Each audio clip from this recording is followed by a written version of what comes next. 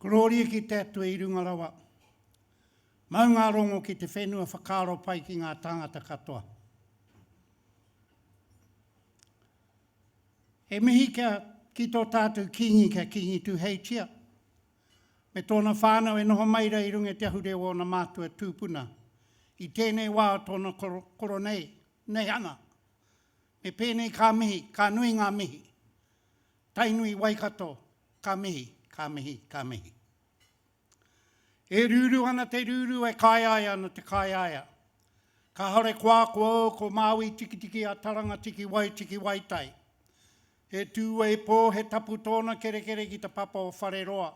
Nā wei kawa te ata ki pairangi, ui e te kura pō awe te rangi e riho nei. Whāno, hara mai te toki, haumi e, hui e i tae ki e. E rere taku manu mea, taku manu taiko, taku manu whiri, hoka atura ki runga o te wai te mata. Titiro i hoana rā kia tumutumu whenua, te rā Ngāti whātua ki o rākei te mana whenua. Ke hiki atu no rā tō rere, e rere atu ki te kaipara ki te kāpata kai o Ngāti whātua. Hoki tonu mai rā te rere o taku manu kia tau mai, ki roto i te mānukunoko hotu roa, te rā te waka o tainui, a te rā waikato nui tonu e piko he taniwha. Ka huri atu rā taku manu ka rere atu ki tīkapa moana, ki roto no Ngāti Maru, ārā me te hoki mai anō ki tēnei o ngā whenua nei, tāmaki makaurau, tāmaki here ngā waka, tāmaki here ngā waka. Ko rātou ke kara ngātua nei te au i te pō. Ki ngā manuhiri kua tau mai. Ki ngā waitapu kua tau mai. Haere mai, haere mai, haere mai. Haere mai i raro i te reo kranga ki tāmaki makaurau. Ki raro i te reo kranga o ngā mahi pāpāho, o ngā tohu mo tēnei pō. I runga i ngā kaupapa ka aroha kia rātou ka tuku ngā roimata kia rātou. A rātou ko whetu rangitia, tērā rā, te whatukura rā Toby Curtis e takoto maira. Ngāti piki au. Te arawa, ka mihi kia koutou e tangi nei. Rātou kia rātou, ngā tini mate kei wainganui a tātou katoa. E pupuri tonu nia te, nia nei e tātou, i roto i o tātou ngā kau, haere ngā mate. Rātou kia rātou, tātou kia tātou. Kia hoki tonu mai rā ki tēnei pō whakahire ira o tātou. Mō ngā mahi pāpāho, mō ngā mahi whakāta, mō ngā mahi whakapakari i te reo Māori ki ro wainganui a tātou. Mō ngā mahi kōrero i ngā pānui o te rā, ngā pānui o te wiki, ngā pānui o te tau. Ka mihi kia koutou, ko hoi mai nei o koutou waka, ki raro rā i tēnei kaupapa. Haere mai, haere mai, haere mai. E mihi ana hoki ki ngā minita, ki tō tātou minita o ngā mahi pāpāho. E te minita Willie Jackson, tēnā koe.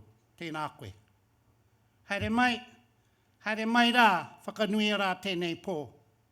Ka mihi kia koe, ka mihi hoki ki tō tari.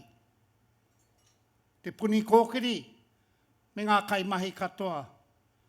Whakatūngi ai ngā kaupapa, hei oranga mō tātou katoa. Nā reira, e pēni ana, ko ngā reo, ngā mana, ngā waka, ko hoi mai nei. Haere mai, haere mai. Te kaupapa o tēnei pō he nui whakahirahira i wainganui a koutou, i wainganui a tātou katoa. Nā reira e kore rā e toi a rochea. Engari me pēnei e hari ana te ngākau. Ko tuku atu nei te reo o mātau e noho atu nei I tēnei o ngā rohe o tātou. I raro ana hoki I ngā reo kranga o te mana whenua anō tēnei o ngā rohe. Ngāti whātua ki o rākei, Ngāti Pawa. Huri atu rā ki Waikato, ki Tainui Waikato, ko rātau e mihi ana. Nā reira, tēnā koutou, kia ora anō rā tātou. He aha te hau, He aha te hau, he wawara mai, he tiu he rā ki nā ia mai te pupu taraki hiki uta e tiki nā atu e au, te kotu koi a te pau, te pau whakairo katu ki wai te mata I oku wairangi e. he aha te hau, He aha te hau, he wawara mai, he tiu he raki no ia mai te pupu taraki ki uta e tiki nā atu e au, te kotu koi a te pau whakairo katu ki wai te mata I oku wairangi e.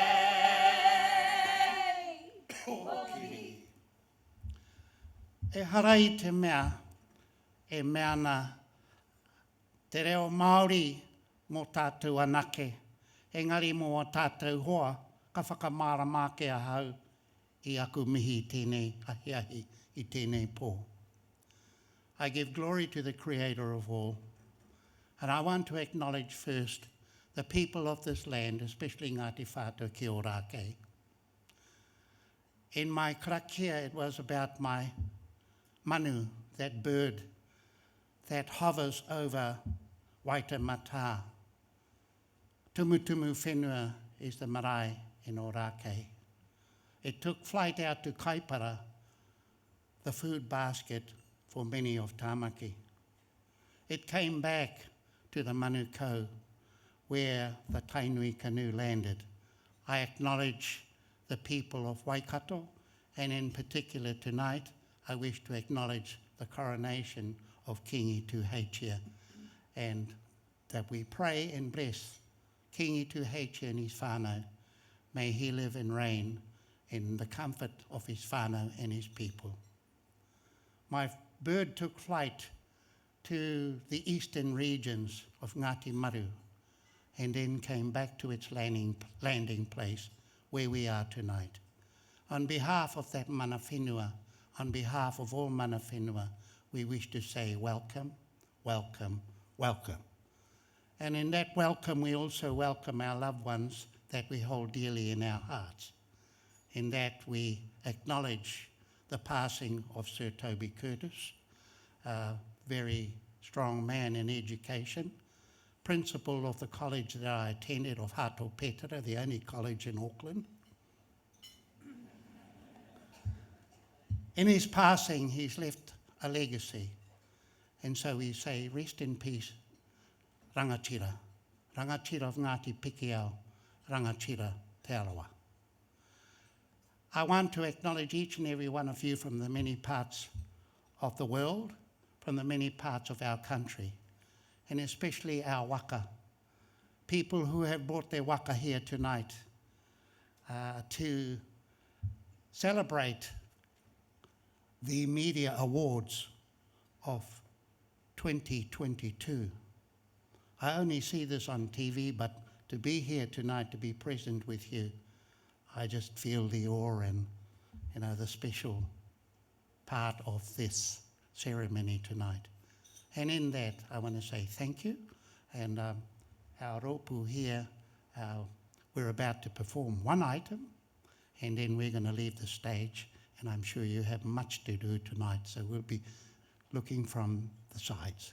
Tēnā koutou, kia ora anō rā tātou katoa.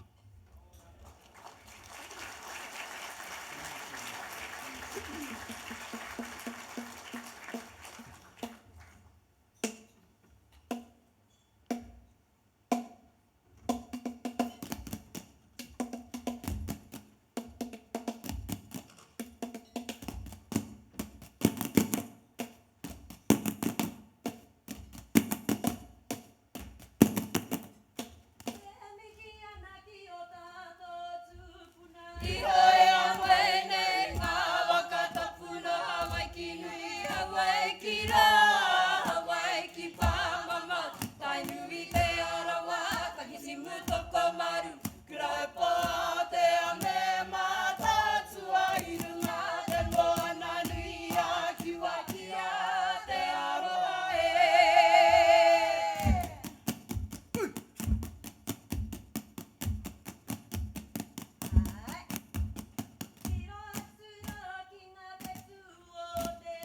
E tira mamaia, e kakapa mai ana.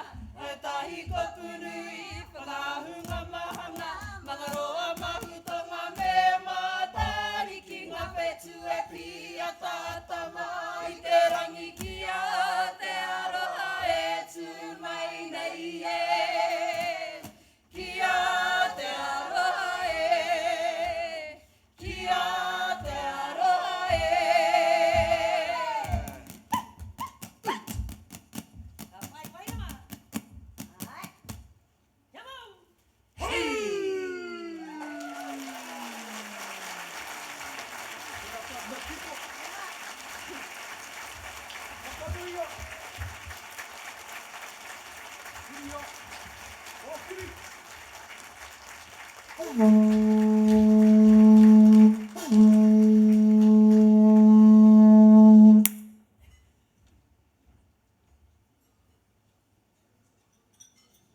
E mihi ana ki tō tātou pauwhirinaki, tō tātou kaumātua. E te whānau raukura, mokori mātou I tā koutou tautoko I te reo rāhiri nei. E mihi anei te kaupapa e mātou. Kia ora rā, koutou katoa. We acknowledge our pillar of support. To the whānau raukura, we are grateful to you for supporting this welcome and the opening of this event. We also acknowledge this kaupapa. Thank you to you all. Good evening, everyone, and welcome to the 2022 Voyager Media Awards. We're looking forward to a fantastic night ahead, but before we begin, some general housekeeping. In the event of any emergency, please follow the banquet staff who will guide you to the assembly point on City Road. The closest bathrooms are located just outside in the Great Room foyer area to your right. The smoking area is outside in the lower lobby of the hotel on City Road. Please ensure your phones are either off or on silent. And lastly, if you have any dietary requirements or allergies, please make this known to your friendly wait staff. Now, please give a warm welcome to your stage hosts, two of New Zealand's most recognised entertainers and presenters, Te Reira and Sonia Gray.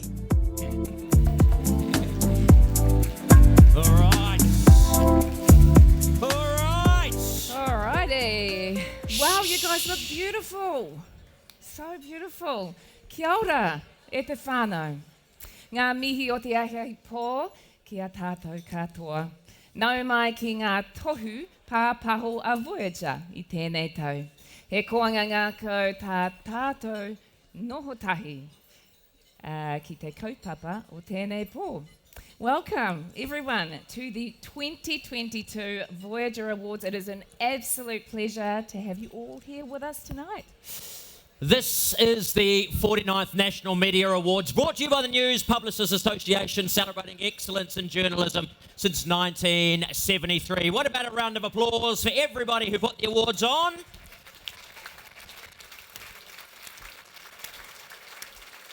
And a special welcome as well to those who are viewing virtually. They couldn't make it here because of illness or weather, or indeed simply too cheap to purchase a ticket. So, someone actually applauded that. If you are watching virtually, welcome. We suspect the food is probably not going to be as good as we have here, and you'll probably have to do your own dishes. Sonia. Before we begin, how about we show our appreciation to the Raukura Ropu for opening this occasion so appropriately and beautifully.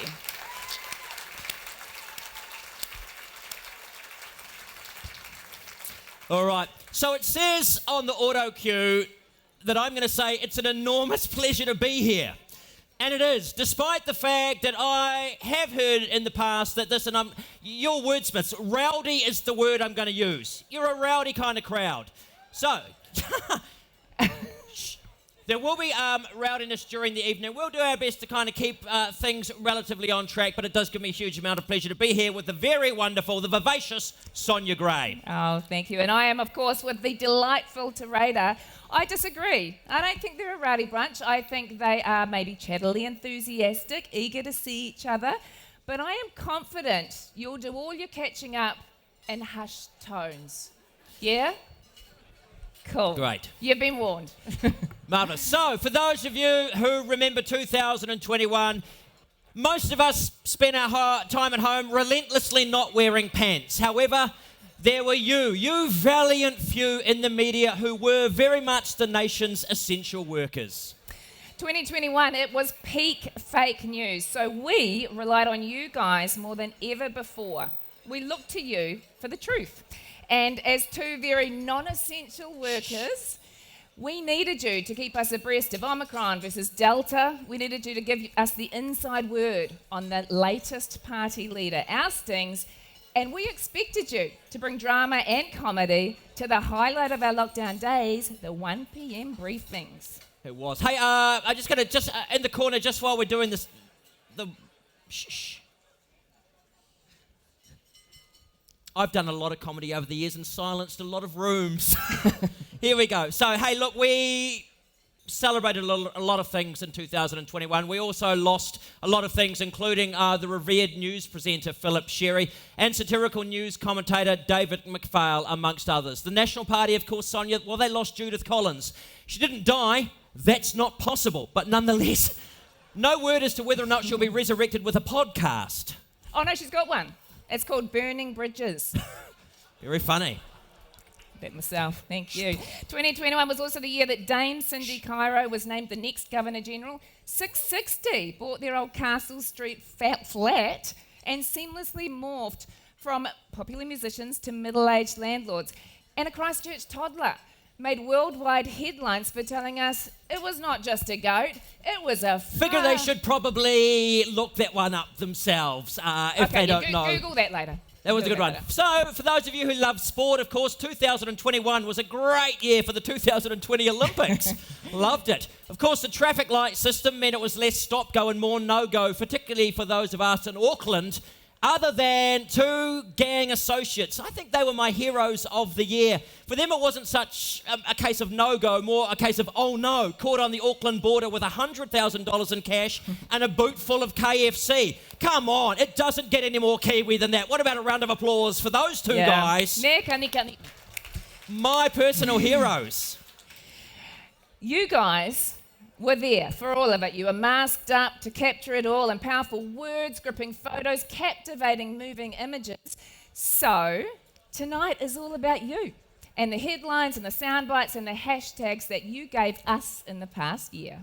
So, speaking of hashtags, for those of you who wish to put this out on the social media, Voyager Media's tonight, we've got an official hashtag. It is hashtag VMA 2022 NZ. It's just long enough that you can't get your vitriol out for not winning in the course of a single tweet.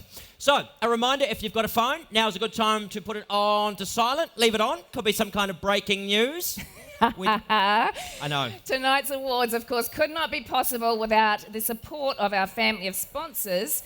And it's been a challenging year for everybody. So to have their tautoko is truly appreciated. The News Publishers Association would like to acknowledge and thank the following. Voyager Internet. New Zealand round of applause for them. Yeah, that's nice. New Zealand On Air and Radio New Zealand. Brilliant. The Asia Media Centre, Canon, Google News Initiative, Whakaata Māori, Māori Television, Sky Sport and Spark NZ. Media Chaplaincy NZ, PMCA and Science Media Centre. And thank you, of course, to our venue host, the Cordis Hotel, for having us here this evening. This is the great room, and it is great. All right. Shh. Now, for anyone who's seen me in this room before, you'll know that I'm going to ride you like... That's probably not the right phrase. We're going to run some levels tonight. I'm really going to insist on silence whenever any of our winners are speaking or indeed any of our sponsors, which is going to be now. So, shh. Cool. Going to call upon NPA's General Manager Brooke Cameron to say a few words. Please, a round of applause for Brooke Cameron.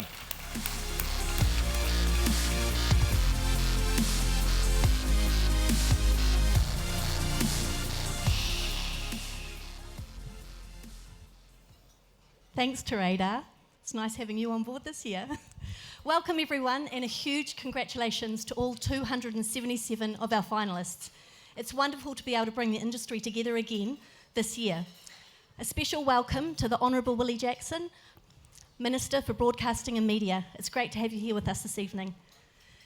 Each of you have been an integral source of connection and a trusted voice for New Zealand during an extended period of uncertainty.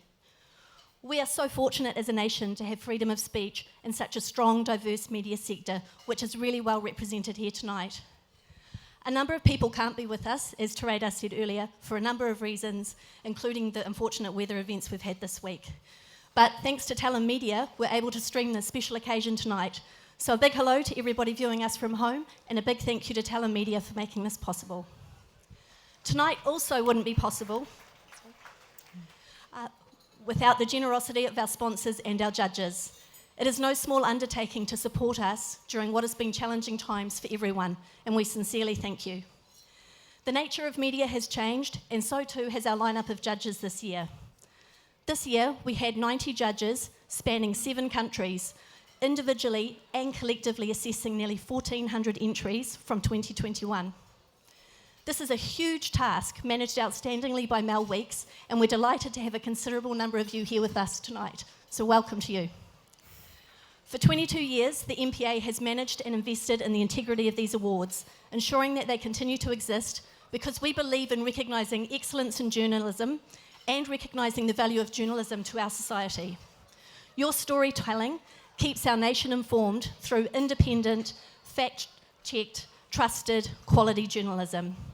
There have never been more ways for the public to be kept informed, and there's never been a more important time for the MPA to advocate on behalf of you all. We will have been championing the news media industry for 125 years next year, and that's when we will also be celebrating our 50th Media Awards. So let's get on with the show. Have a great night, everyone. Enjoy your evening. Thank you, Brooke. I'm going to delegate the shushing in that part of the room to that part of the room. They can self-shush. What do you reckon? Sounds good to me. All right, settle in, folks. We're going to crack on with the awards. Tonight, we have a whopping 59 awards. That was kind of like someone was enthusiastic and the rest was just a clap of despair as you try to mentally calculate at what time after 3 o'clock we're going to finish. So, here's how it's working. The awards are going to be grouped into 4 categories. First, we're going to announce photography and then broadcast journalism. And then next we'll work our way through all media. Then there'll be a break for dinner halfway through that section. After that, we'll present the final category, print or text journalism. Now, yes, a woo. We're saving the best till last. Print or text is the future. This is important for anyone who is going to win. You may remember last year, not everybody needed to come up on stage. In the interests of finishing in 2022, this year it's pretty much the same. We're going to announce first the Specialist Awards. In that Specialist category, congratulations on winning. No need for you or your team to come up to the stage.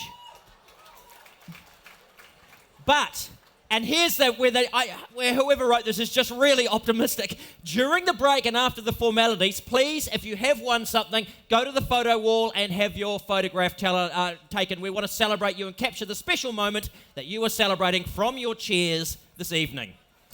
Yes, we would. However, we would love all the winners of the Supreme Awards in each category to come up on stage. So if you are a Supreme Award winner, please come up to receive your trophy, take a photo with your presenter on stage, then we'd love a little kōrero from you, a few words. This is the most important part of the entire evening. If you are a Supreme winner and you are coming up on stage for a few words, a very, very few words, if it looks like you are going to thank every person who has ever spoken to you, what is going to happen is I'm going to move closer to you until eventually I will be uncomfortably close. And you will leave. How's that working out for you? Yeah, see, you're a lot of things, Radar. You're not threatening. No, but it's slightly creepy, so yeah, make it brief. Now, So- before you do head back to your teams, you do smell nice though. Thank I you. got a whiff of something amazing. Comme des Garçons, Comme des Avignon. Avignon, I'm in the there you go. 1%. I'm spending a lot of my money on fragrance while the world So burns. before you head back to your teams to celebrate, we'd love another photo of you. So we'll have some people on hand to guide you to the photographer just outside in the foyer. We'll then round off the evening by announcing the major Supreme Award winners. That's the big one. So yes, we want you guys to come up on stage. All right, so, Specialist Award winners, stay where you are. Supreme and Major winners will invite you up to the stage to receive your trophy. This is Yes. important, Sonia. It is. This is really important, so listen up. We are fully aware that opportunities to get together have been pretty rare, and we appreciate that you love a chat. But please remember, although it's been a long time between drinks, it's been an even longer time since we've been able to celebrate your amazing mahi. So, in the interest of manaakitanga, please give your mates and your peers the attention, am I live? You're Yep, good. and the love they deserve. All right. In hushed tones. Here's the thing. I appreciate that you are a rowdy crowd and you love to have a chat, but here's the thing. We're going to honour a lot of your colleagues here tonight. Indeed, some of you are going to be honoured as well. So if you want to have some conversation, by all means do. Feel free to take that conversation outside to the Voyager Viewing Lounge, Oh. which is down there. It sounds pretty grand. It's some couches and a live stream from in here. So look, if you do find yourself at a rowdy table, you're sitting there, you haven't won, or indeed even if you have, and you want to have a chat, feel free to take that outside, because we've got a lot of people whose work is going to be honoured tonight, and we want to make sure they are suitably celebrated. I'm still celebrating your Voyager Viewing Lounge. That was beautiful. The Voyager Viewing Lounge is kind of like an airport. You come in, you go out, but remember there is no boarding call. So we are relying on you guys to be back at your table before your category is announced. That's right. If you are nominated for a category, particularly for a Supreme winner, we're not going to give you a boarding call. If we announce you and you don't come up to the stage for your very, very, very, very short speech, well, the night will simply go quicker. So, it has been a year of... I know. I've done this enough now just to simply not care, Sonia. It has been a year of incredible journalism. While you are silent, and I know things are going to turn rowdy, if you have seen the entries, and I know our judges did, what a year it was, 2021. Simply to be nominated tonight means, in my opinion, that in the world of New Zealand media, you are already a winner. Soon, however, some of those winners are going to be slightly more winny than others. So, at this point in the evening, what about a round of applause for all of our finalists in all 59 categories?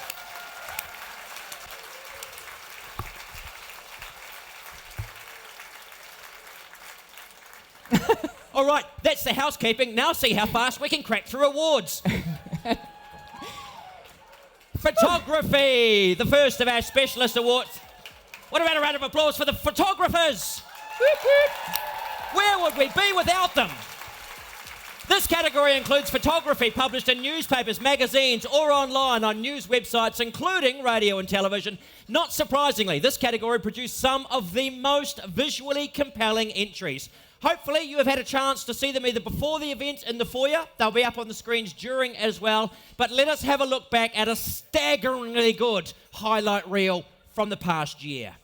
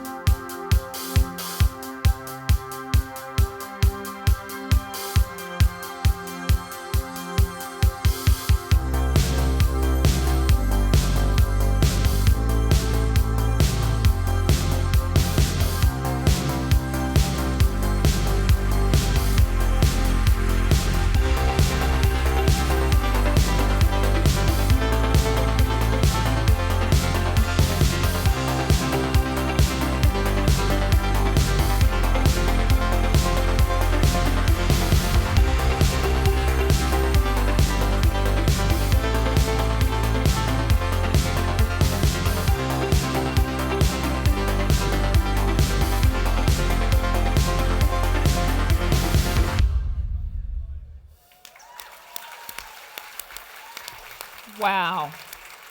Wow, you guys are clever. Okay, absolutely stunning. Right, let's take a look now at tonight's Specialist Awards. Here are the finalists for Best Photography Features. And it's congratulations to Braden Fustier, Vanessa Laurie, Babisha Martins, Chris Skelton, and David White. And the judges have awarded a runner-up for this category. Please put your hands together for David White from Stuff. Okay, now the winner for Best Photography Features is Chris Skelton from Stuff. Whoop, whoop.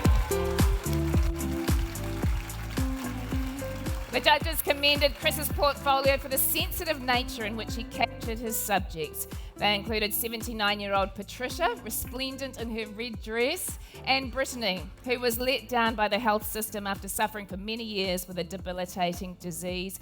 Congratulations, Chris. Wonderful work.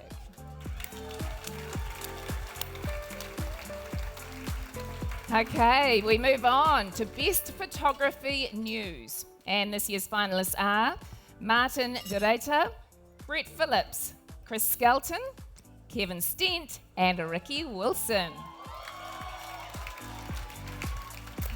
And well done to the runner-up, Brett Phibbs.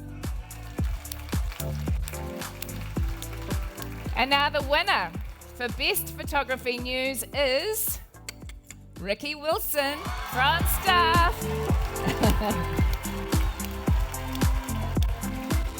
Ricky's was the standout entry for the judges. High-impact images telling strong stories. His pictures were technically well executed and very well thought out. Plus, there was a sense of humour in the work. The judges felt that's something that has a place in news but is often overlooked. Well done, Ricky. Okay. Now, on to Best Photography Sport, my favourite.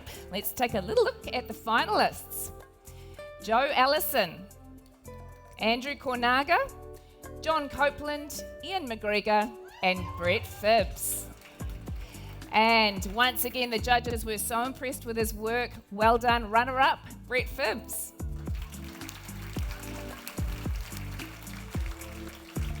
And now the winner for Best Photography Sport is John Copeland.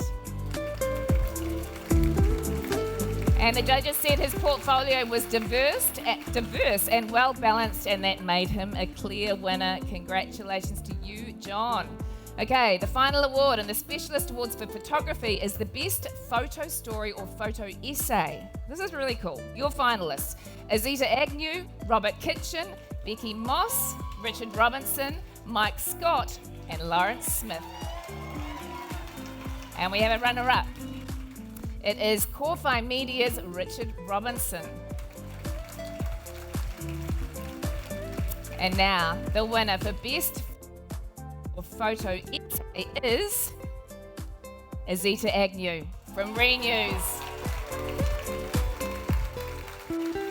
So there were several strong entries in this category, but ultimately it was Azita's The Young and the Reckless story that captured the judges' heart. It captured all our hearts. So beautiful. The deep look into New Zealand's ongoing homeless youth problem was remarkable for its intimacy and its honesty. And the documentary itself was extraordinary. And your pictures were testament to how time spent getting to know a subject can be so valuable. Well done, Azita.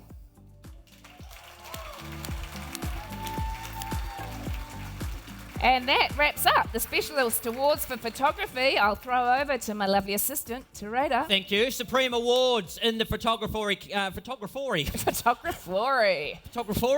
photography category. I'm from West Auckland. We have an accent. These are sponsored by our very good friends at Canon. To present this award, I'd like to welcome from Canon General Manager of Consumer Imaging, Brad Gibbons. Canon New Zealand are thrilled to sponsor the Photographer of the Year Award this year, a category very important to us. We are glad that we can celebrate this awesome award with the winners and the finalists. Well done.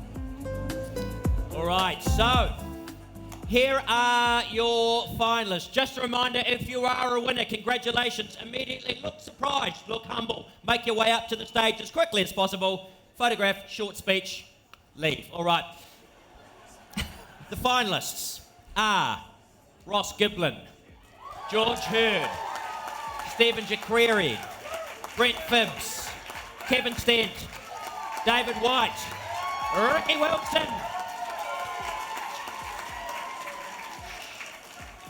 What a lineup of great image capturers. From this impressive group of finalists, the judges have awarded a runner-up who does not need to come to the stage. Congratulations. I tell you what a great portfolio of work. Runner-up in this category, Stuff's Ross Giblin. Brad. Thank you very much. And the winner is Brett Phibbs.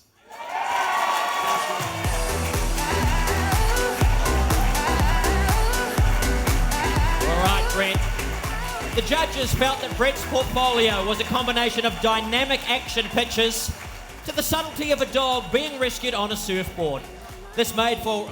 Oh yeah, there's no stairs at the front. Around the back entrance. This made for a well-rounded and powerful entry, and you will agree, a very, very well-deserved win. Congratulations.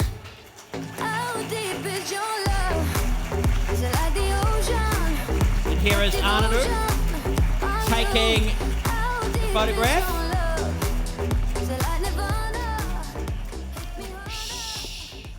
Wow. Unexpected and pretty humble about this. Last year I kind of won it and didn't expect it. And two years in a row. That's pretty awesome actually. It's Rifskin actually, to be honest.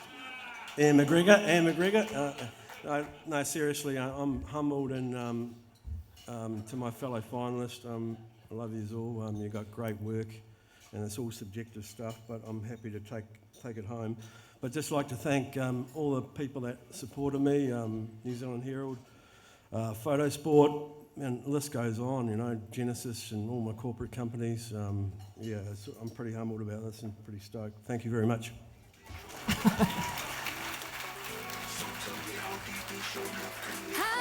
Brilliant. Congratulations, Brett, and thanks again to Brad for presenting that. That wraps up, just like that, the first category for the evening. Congratulations to the finalists and to the winners. All right, next we're going to move on to broadcast journalism. This category, that was nice. There was someone down there who went, ooh. Ooh. This category includes entries for audio and video reporting published online on news websites or broadcast on radio or television. The judges felt that the craft of audio and video journalism has the power to tell intimate and emotional stories with a direct connection between the viewer and the subject. It requires real skill to capture interviews, actuality and natural sound in the field and then stitch this together into a compelling narrative without a voiceover or a presenter. Let's not have that catch on. Let's turn our attention now to the Specialist Awards in this very skillful category. A reminder, if you're a Specialist winner, congratulations. Stay where you are, but then pop outside to have your photo taken. All right. First up, the finalists for the Best Breaking News Video. And they are Monique Ford, Craig Baxter, Jessica Much Mackay, Barbara Drever, and Laura Tupor.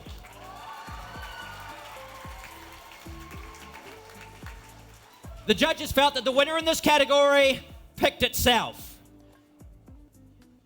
Such was the quality of their work. Congratulations to News Hubs. Narrows it down. Laura Tupor.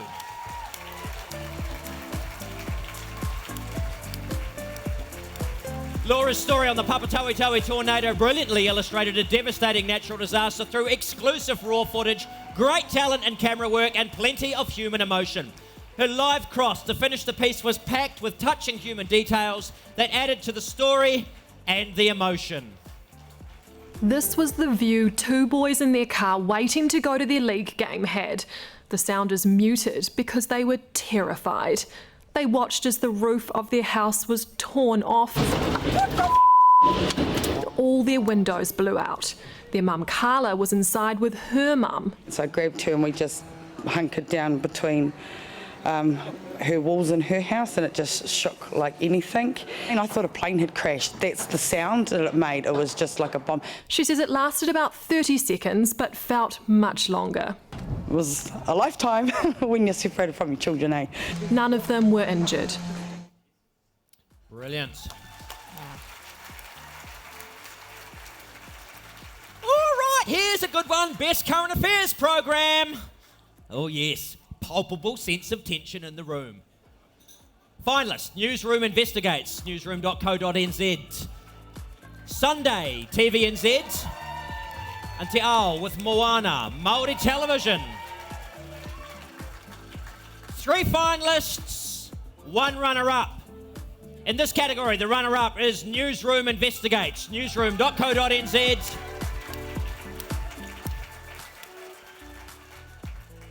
And holding on to the title for Best Current Affairs program for a consecutive year, Te Ao with Moana, Māori Television.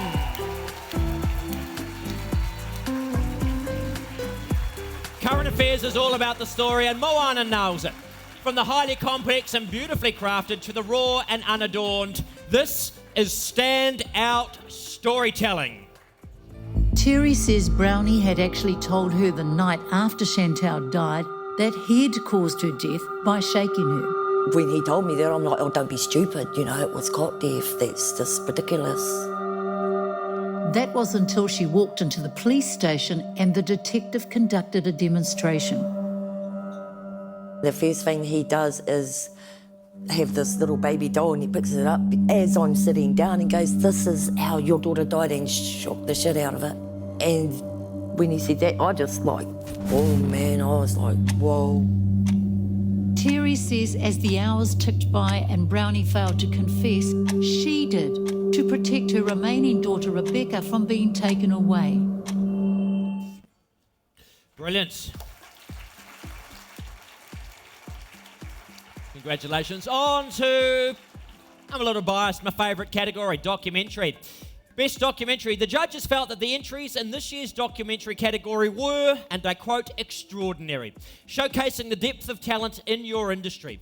They examined crime, COVID, climate change, the justice system, hate, love, and more. They were powerful, shocking, heartbreaking, and heartwarming. Who are the finalists? Well, the finalists are Delta, News Hub Investigates, Head Games, Sunday, The Brains Trust, New Zealand Herald, This Is Us, again by Sunday, and Untold Pacific History, RNZ, and Coconut TV. Straight to the winner. The winner for Best Documentary, the New Zealand Herald, The Brains Trust. A standout winner. New Zealand Herald's The Brain Trust was a 6-part documentary that confronted dementia.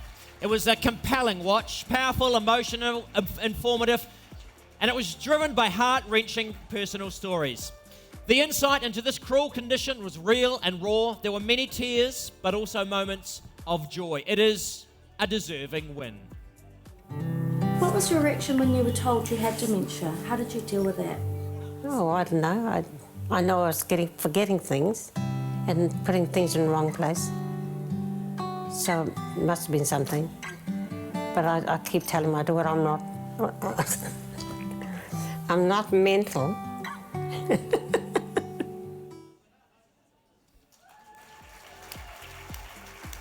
Beautiful, beautiful television. Okay, next up, Best Feature Video, Single Video Journalist. And the finalists are Ross Giblin, Mike Scott, Rosa Woods, and Christelle Yardley. And we do have a runner-up. Congratulations to Ross Giblin for his work on Francis Stewart. And the winner for Best Feature Video, Single Video Journalist is Rosa Woods for her story, The Whanga Sisters.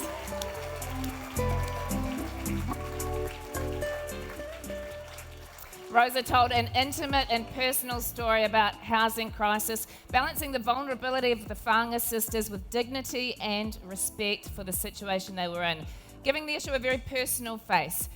It was so beautiful, Rosa. It was a story of Aroha, Awhi, Maya, and Manaki. If you haven't seen it, please. Well, the experience that myself and my sisters have had has been lots of struggles, lots of journeys within being homeless. Us 3 sisters are at the age of 60 and 60 plus. In Māoridom, you look at a person that's that age as like a kuikui or marikura, you know, someone at that age where you shouldn't be worrying about where you're going to be staying. You should already be in a house and happy and comfortable, but it's not like that.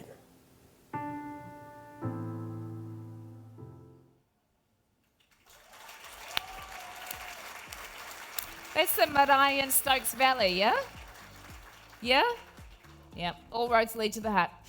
Okay, next in the broadcast journalism category, Best Podcast, Episodic or Recurrent. And the finalists are Black Sheep, RNZ, He'll Be Right, Stuff, Supplementary Question, News Hub Nation, Discovery New Zealand, The Pivot, News Hub Nation, Discovery New Zealand, and What's Wrong With You from Stuff. And straight to the winner for Best Podcast, Episodic or Recurrent, Finn Hogan, for the Supplementary Question, News Hub Nation, Discovery New Zealand. The judges felt that the show makes effective use of music, news grabs, sound effects, and vox pops to set the scene and really tell the story. It has a simple but effective format which works so well in a podcast space. And can I just say, I particularly loved your episode on conspiracy theories going mainstream. Awesome. Okay, last. Medicinal cannabis is an industry experts believe could be worth over $1 billion here. The opportunity in the medicine side is getting swayed by people's perception of recreational drug use. It was a narrow defeat following heated debate. Recreational cannabis legislation up in smoke, defeated by just over 2% of the vote. The final tally, 48.4 yes, 50.7 no.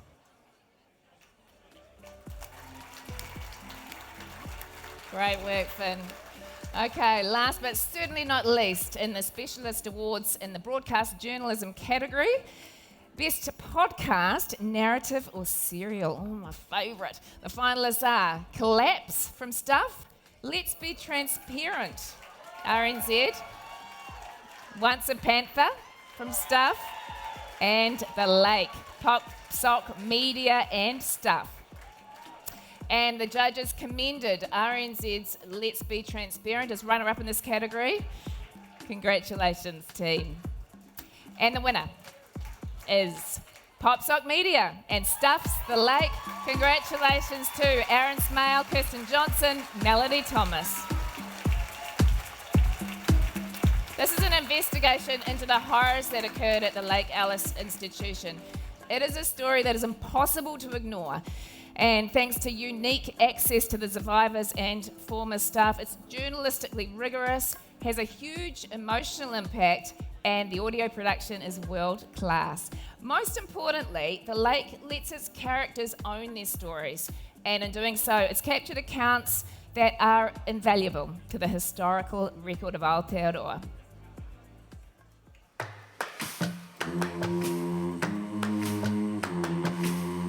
They didn't see the size of a kid that needed help. Because you're treating us bad, I'm going to steal your money. We were shifty.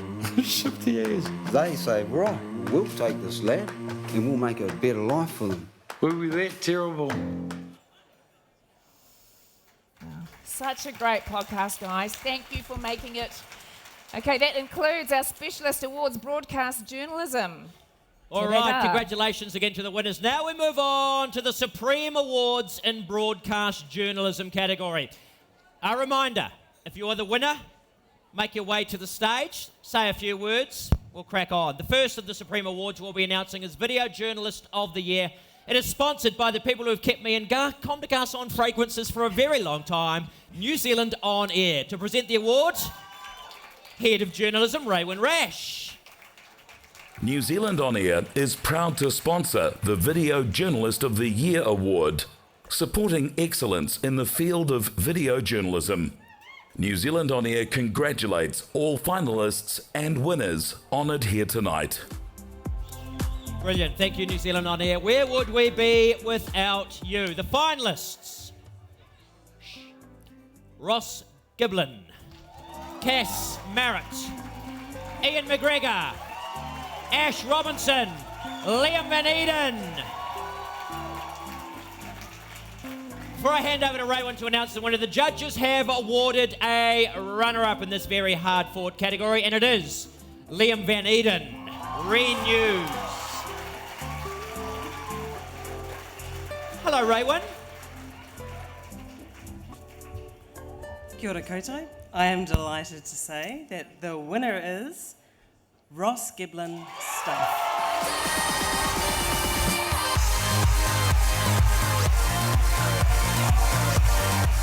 Come on up, Ross.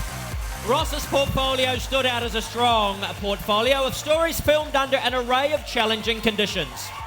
The highlight was the story of Frances Stewart, a lovely personal insight into a complex social issue. It takes courage and skill to put a radio mic on someone and film on the fly, and the result here was a very powerful and very real piece of storytelling. He was holding on to one of these trolleys here, and I asked him what he was doing, and he said he's going to go and collect koi for the people, and he's going to go and feed the people. So I thought that was an amazing idea, and I was sleeping in my car. By then I was sleeping outside in the church car park, and yeah, since that day I've volunteered nearly every single day. I've gone from a volunteer at the end of this year, and now I am a supervisor at supervising roles at the Free Store, where I do tea, coffee, I do collection supervising, and I love it. I love the kaupapa, I love what we do, I love how we help the people, I love the warmth we provide for the people. It's really great. Ross.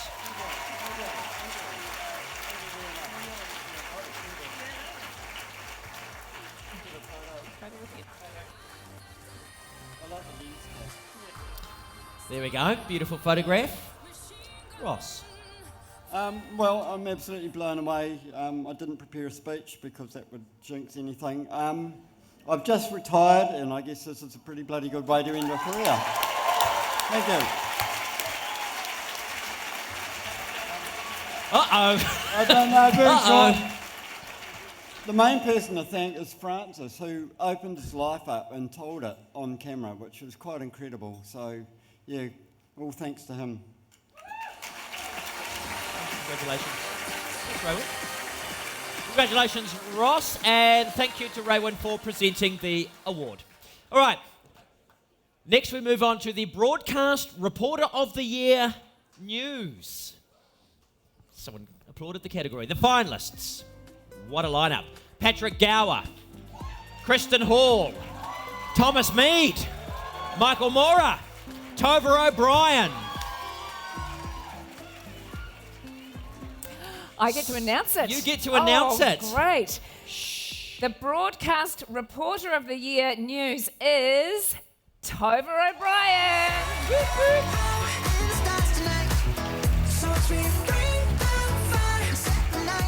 Tova is on her way to the stage. She was praised for her determination, her creativity, and a natural knack for getting to the crux of issues. It is rare for political reporting to be both enlightening and entertaining. I didn't say that, I didn't write it. That's what the judges said. And Tova crafted important stories that engaged and captivated, thanks to the obvious depth of her contact book. Kiwis had a front row seat in the halls of power during a tumultuous period at the Beehive, and we were better off for it. Let's look at a clip.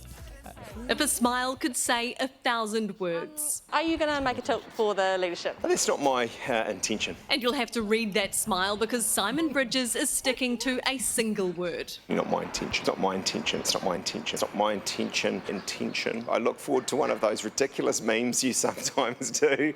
That's not my intention.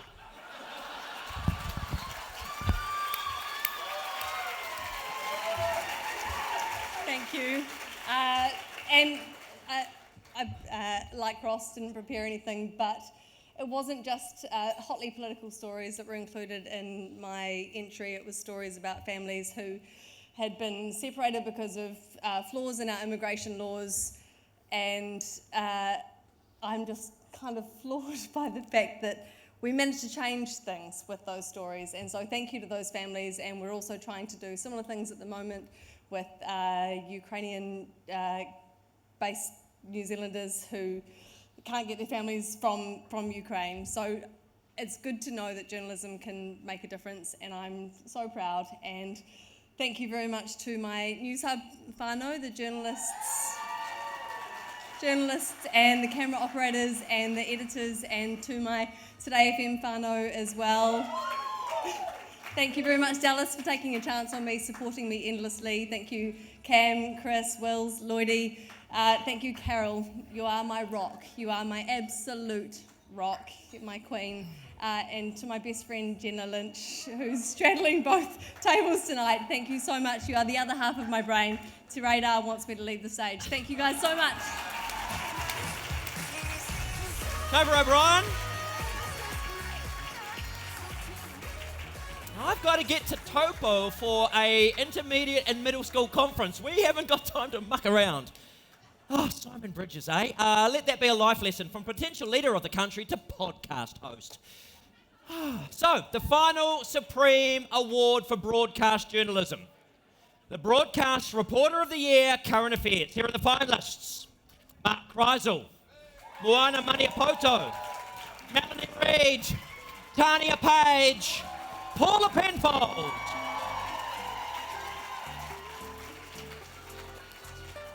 I love doing this. She's got the envelope. I've got the envelope. The Broadcast Reporter of the Year, Current Affairs is Stuff Circuits, Paula Penfold.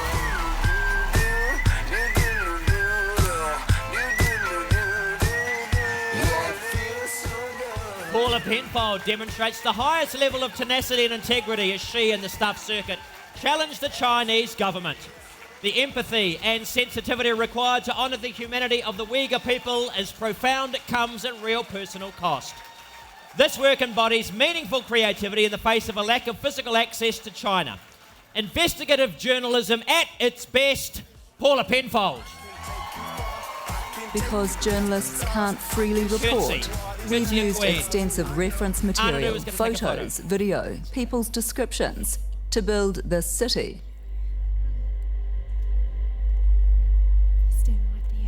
This detention centre.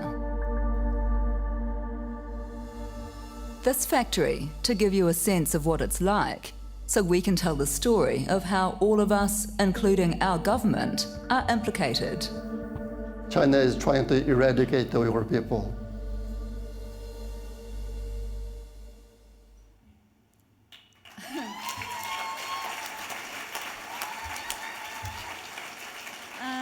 Kia ora, e te whānau, thank you. E mihi ana to the fellow finalists. I love your work. I'm grateful to win this because I have so much respect for each and every one of you other finalists in this category. Louisa Cleve, our producer extraordinaire, thank you. Thank you for letting us steal you from TVNZ. Sorry, TVNZ. Toby Longbottom and Phil Johnson, our incredible shooter, editor, creative director, most importantly to the Uyghur people who were brave enough to talk to us.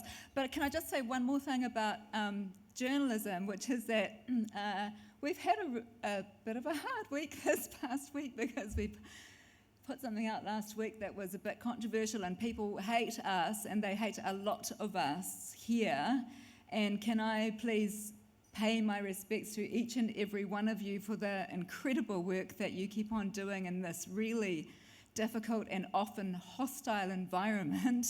And your work really matters, and I am grateful for your mahi. Yeah, thank you.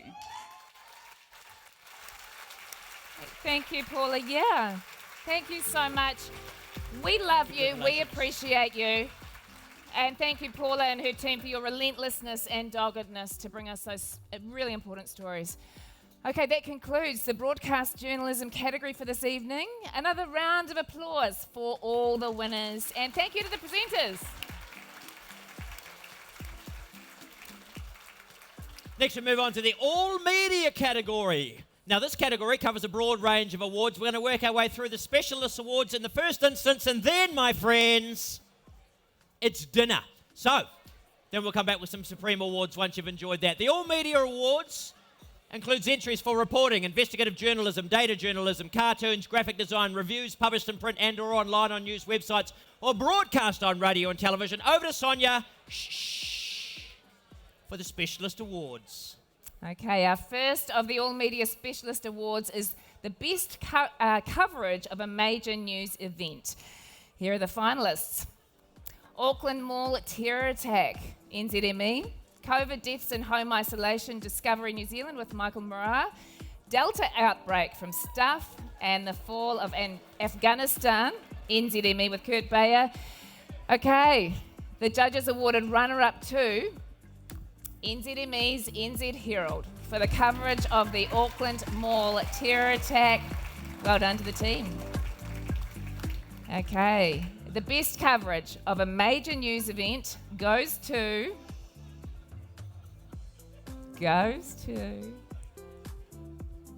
Stuff for their coverage of the Delta outbreak.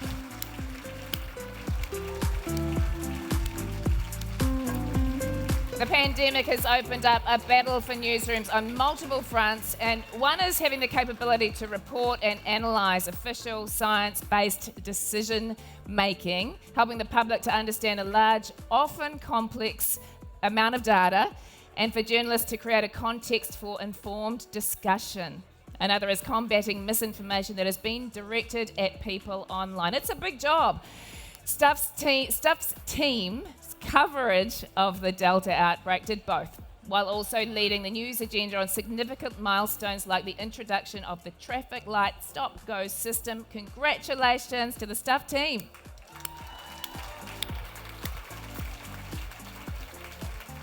Okay, the next award is for Best Data Journalism. Now, this is a new addition, to the awards program.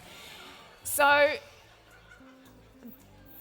the organisation took on the judges' feedback last year. They felt strongly there was a need for a category that recognises data and how it's disseminated and makes it easily understood by the public. Yes, thank you. Okay, so the finalists for this award are Joanne Butcher and Kate Newton, Stuff. Mark Dalder, newsroom.co.nz. Andy Fryers, Business Desk. Farah Hancock, Vinay Ranchod, Cole Easton Farrelly from RNZ. Kate Newton, Philippe Rodriguez, Alex Lim from Stuff. Kate Newton, Hannah Martin, Henry Cook from Stuff, Chris McDowell and Kenneth Ing, New Zealand Herald NZME. Okay, and of course, the judges acknowledged a runner-up. Well done to RNZ team for Who's Eating New Zealand Legal Aid Dead, COVID in daily numbers. Well done. And the award for Best Data Journalism goes to Chris McDowell and Kenneth Ing.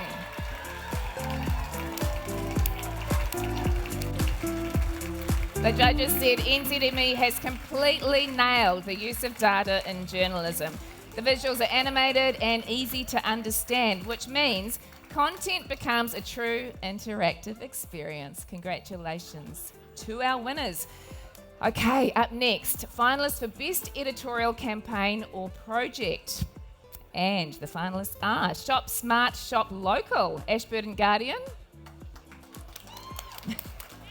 The 90% Project, New Zealand Herald. The Brains Trust, New Zealand Herald. The Fight for Tipene Halford's Release, The Hui and News Hub. The Whole Truth by Stuff. And This Is How It Ends, also from Stuff. Okay, now we don't have a runner-up for this award, but we do in fact have two winners.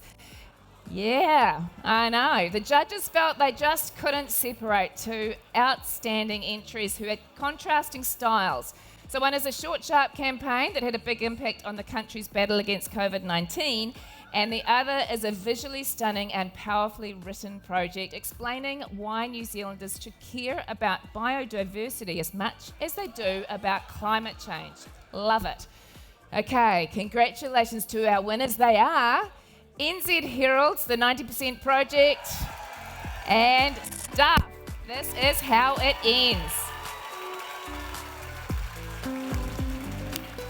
This was a highly competitive category, and we should note that 4 of the 6 finalists are from Stuff and NZME, and that reflects the range and quality of work being produced by New Zealand's 2 big news websites. Congratulations to both our winners.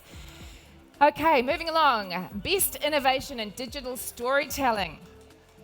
Proudly sponsored by Google News Initiative. The finalists are Transmission Gully, Your Chance to Fly, through, NZME.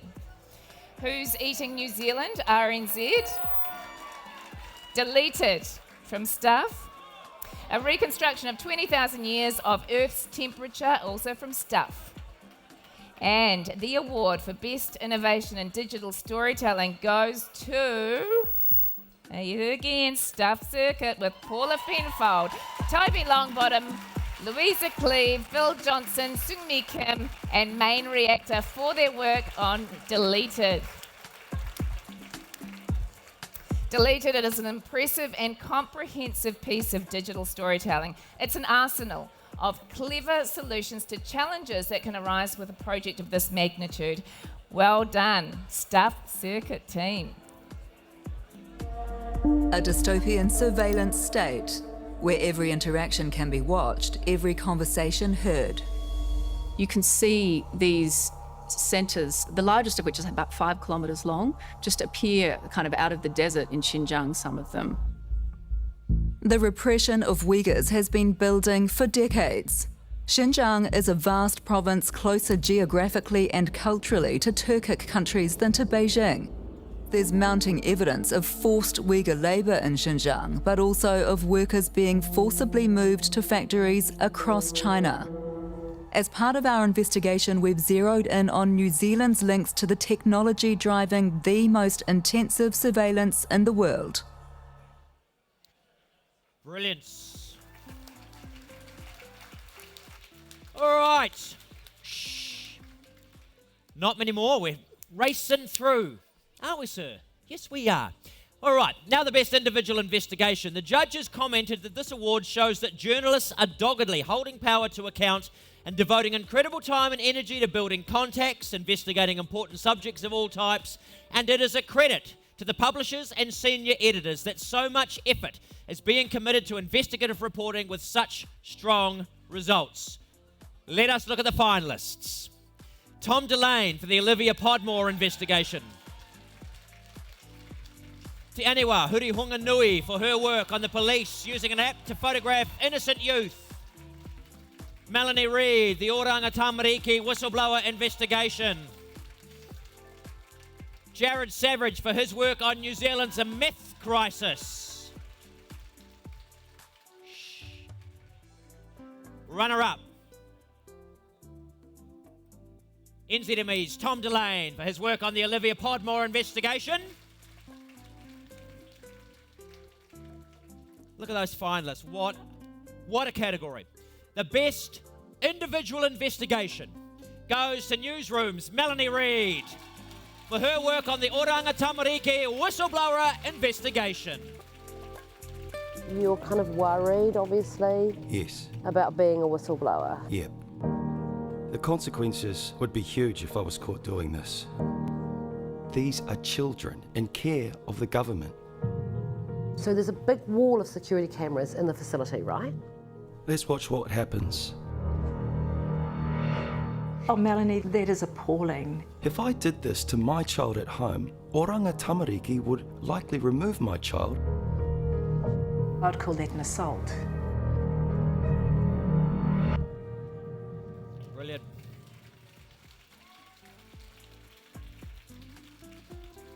Following on from Best Individual Investigation, let us now look at the Best Team Investigation. The judges commented that this category was compelling and incredibly competitive. It was a field of world-class journalism. Here they are, the finalists. The first, Fiji, Coral Reef, Surf Waves, newsroom.co.nz. We Need to Talk, Stuff. The Lake, also by Stuff. And The Nazi Who Built Mount Hutt, North and South. The judges have recognised a runner-up, and that runner-up is newsroom.co.nz for Fiji, Coral Reef, Surf Waves. The Best Team Investigation. Tell you what, Sinead, it's looking like $1 well spent tonight. It is Stuff the Lake.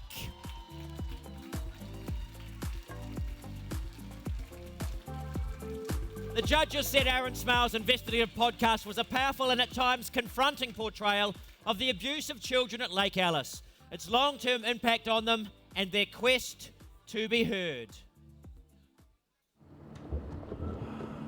In his boot, the man has a semi-automatic rifle, a pistol, and ammunition.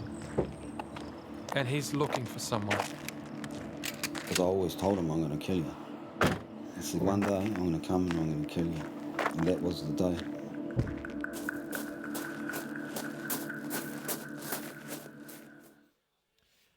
Brilliant. Round of applause for the Lake.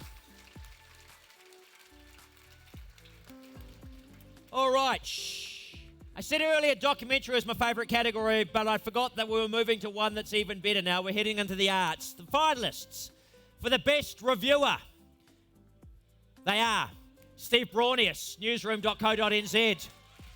Philip Matthews, newsroom.co.nz. Anna Rankin, Metro, RNZ. Simon Wilson, NZ Herald, NZ Me. And here again, the judges have awarded a runner-up. So congratulations, Anna Rankin.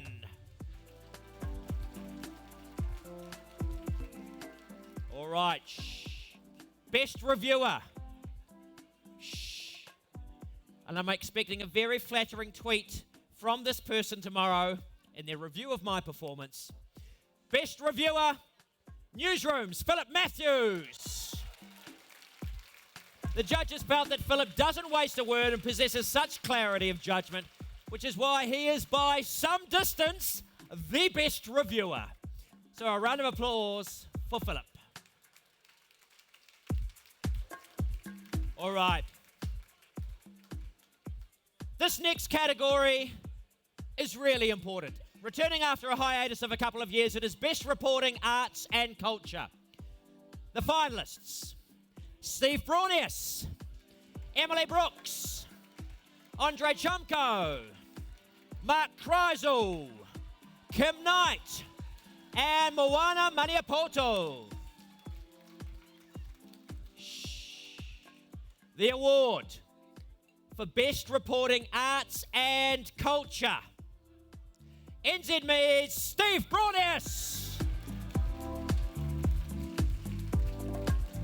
Steve's scoop in exposing what really was a very bizarre decision in public art funding, as well as his piece on cultural appropriation, brought in Newshound's bite to the arts round in what was truly a quality field. Well done to Steve. Sonia. Radar. Okay, folks, we move on to Best Reporting. Right. You're shushing me. No, I'm shushing them. There are 8 left until Kai. Yeah, we're almost there. We're on the home track to dinner. Okay, this is good. Best Reporting, Crime and Justice.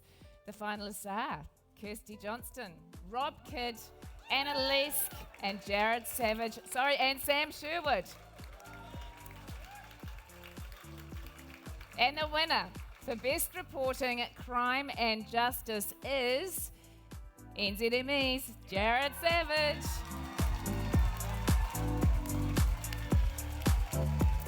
The judges said that in a category packed with outstanding entries, Jared is a deserved winner. His portfolio is beautifully written, but what also stands out is his sheer persistence and, no doubt, patience. He is shown to get such beautifully detailed and powerful stories. Congratulations, Jared. Okay.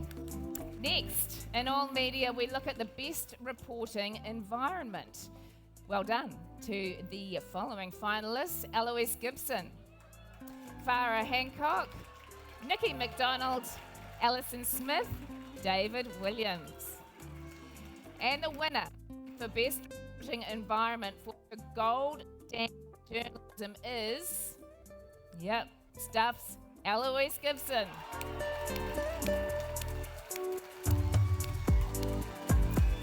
Eloise asked the hard questions about environmental issues in this work. It was well researched and included exclusive data and information that it made it truly compelling reading. And I would add, amongst all the doom and gloom, it inspired hope. Congratulations and thank you, Eloise. Okay, our next award, recognising the best reporting general. And this year's finalists include Kurt Bayer, Mark Kreisel, Michelle Duff, Paddy Gower, Moana Maniapoto, and Jamie Morton. Now, the judges have commended Kurt Bayer as the runner-up for this award. Well done, Kurt. Okay, the winner for Best Reporting General is News Hub's Paddy Gower.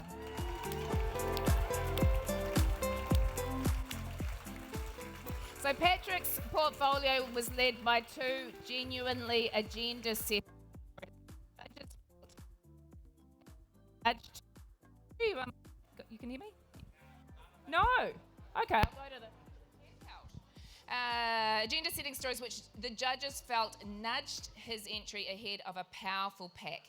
The portfolio displayed a range of skills that we all know Paddy has: great story-getting, empathetic people skills, strong technical craft, and a flair for telling a good yarn. And is there anyone better in this country at yarn telling? Congratulations, Paddy Gower. The certificate says he has been examined by me and I have determined, based on his medical conditions, it would be inappropriate or unsuitable for him to be vaccinated. And it is signed by Dr. Gerard, a doctor registered with the Medical Council. Jodie, I want to ask you about this vaccine certificate. Remember, she only took his blood pressure as a token gesture. You're giving vaccine certificates to people. Leave me alone. Jodie, why won't you answer? Because I'm not talking to any journalists. Leave me alone. Why won't you answer our questions? It's very important. Why are you giving certificates to people, exempting them from the vaccine? Dr. Joni Gerard, I mean, really, this is horrible, horrible medicine. a doctor ignoring the rules. Congratulations, Paddy Gower. Okay, on to Best Reporting Lifestyle. This is a new addition to this year's awards program. And here are the finalists: Kim Knight, Glenn McConnell, Caitlin Ruddock, Juliet Sivitson, and Laura Thornburg. Okay, and the winner for Best Reporting Lifestyle from staff, Glenn McConnell. Glenn's portfolio highlighted his reporting chops, his sharp news instinct, and his ability to create compelling reads. Well done, Glenn. Over to you, Te Re Da. Very much. All right. 5 more till dinner. Shh. Specialist awards continue. Best reporting, and another new addition to this year's program. This is, and I think this one is going to become even more crucial in the next couple of months. Best reporting local government. The finalists are Felix Demura, Tom Hunt, Emily Ireland, and Steve Kilgallen. The winner from the Rotorua Daily Post, Felix Desmarais. Felix submitted a strong portfolio identifying actions by the local council which it clearly preferred he would not have noticed. He pursued these with solid research, dogged persistence, and a good aggressive reporting. Well done, Local Government Reporter of the Year, Felix. All right. We now look at the award for Best Reporting Science, sponsored by the Science Media Centre. The judges noted the extremely high calibre of finalists in this category. So the following finalists are being recognised. Mark Dulder, Eloise Gibson, Veronica Maduna, Charlie Mitchell, and Jamie Morton. Straight to a winner, the best reporting in science, NZME's Jamie Morton. Jamie stood out for the clarity of his writing and his ability not only to explain complex scientific concepts, but also to communicate their impact on everyday life. Congratulations, Jamie. All right. What a massive one this is. Again, best reporting, social issues. These include health and education. The finalists: Mark Kreisel and Nicholas Jones. The winner from TVNZ Sunday, Mark Kreisel. The judges said Mark had 3 strong stories on 3 very different issues. They were particularly impressed by his story on the Polynesian panthers. The clever use of archival footage highlighted the social justice struggle by Māori and Pacific Islanders that began 50 years ago to overcome racial inequality. This is where we had our very first meeting of the Polynesian Panther movement on the 16th of June, 1971. A 16-year-old Milani Anai snuck out from her family home to join a revolution. I didn't know what to expect, like gang guys. I was terrified. Some of the Panthers had been in gangs before, but this was different. Was that the day you became a Panther? I think so, yeah, because it gave me another direction. Like, it gave me a hook to where I could perhaps find my voice in terms of the unjustness of life. No guns, no drugs, non-violence, fighting the power politically. We realise that if there's any change to be made, it needs to come from the community. So up step the Panthers. Yes. Congratulations, Mark Kreisel. All right, we're nearing the end of the Specialist Awards. Shh. We saw Ross earlier on. He has reached the end of his career. He is retired, but there are still people out there, young people, optimistic, who think maybe there's a career for me in journalism. Let us continue to maintain that charade. All right. Goodness gracious, we love young people. All right. What? All right. Shh. I really love the work these people are doing. I think it's fantastic. The best student journalist. Congratulating our finalists: Christy Bolland, Hannah McCullum, Emily Morehouse, Jim Traylon. For those of you looking to fill a gap in your newsrooms, have a look at those names. But the best Student Journalism Award this year from Business Desk, Jim Traylon. Jim Traylon's portfolio contained the keys to success in journalism: strong news sense, focus, stickability, and fire in the belly. Well done to Jim. All right. Last of the Specialists Awards, All Media. Best Junior Reporter. The finalists: Kaylee Callahan, D'Angelo Martin, Pete McKenzie, Samantha Ollie, and Adam Pearce. Runner-up in this category from News Hub, Kaylee Callahan.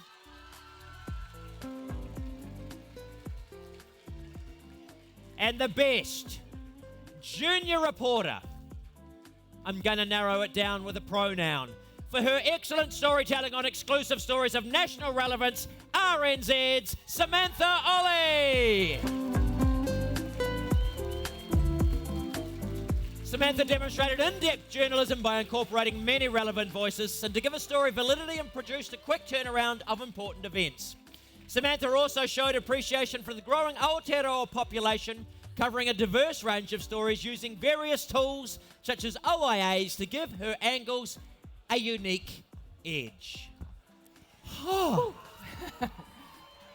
right. That wraps up what was an absolutely stellar group of Specialist Awards. Would you not agree, Sonia? I would so agree. awe of what you guys do. And I know you're always looking ahead for the next story, but isn't it so great to celebrate, to look back and celebrate what you have achieved? Okay, guess what? It's time for a break. 40-minute dinner break. Reminder to all Specialist Award winners to get your photo taken at the photo wall in the lobby and get in that cool 360-degree photo booth thingy. Ka kite wawe. Kua hora te kai. I think they've gone to dinner already. They've gone, okay. Let's go. Before we go, what about a round of applause for all the finalists and winners so far? What a great night for them. Let's eat.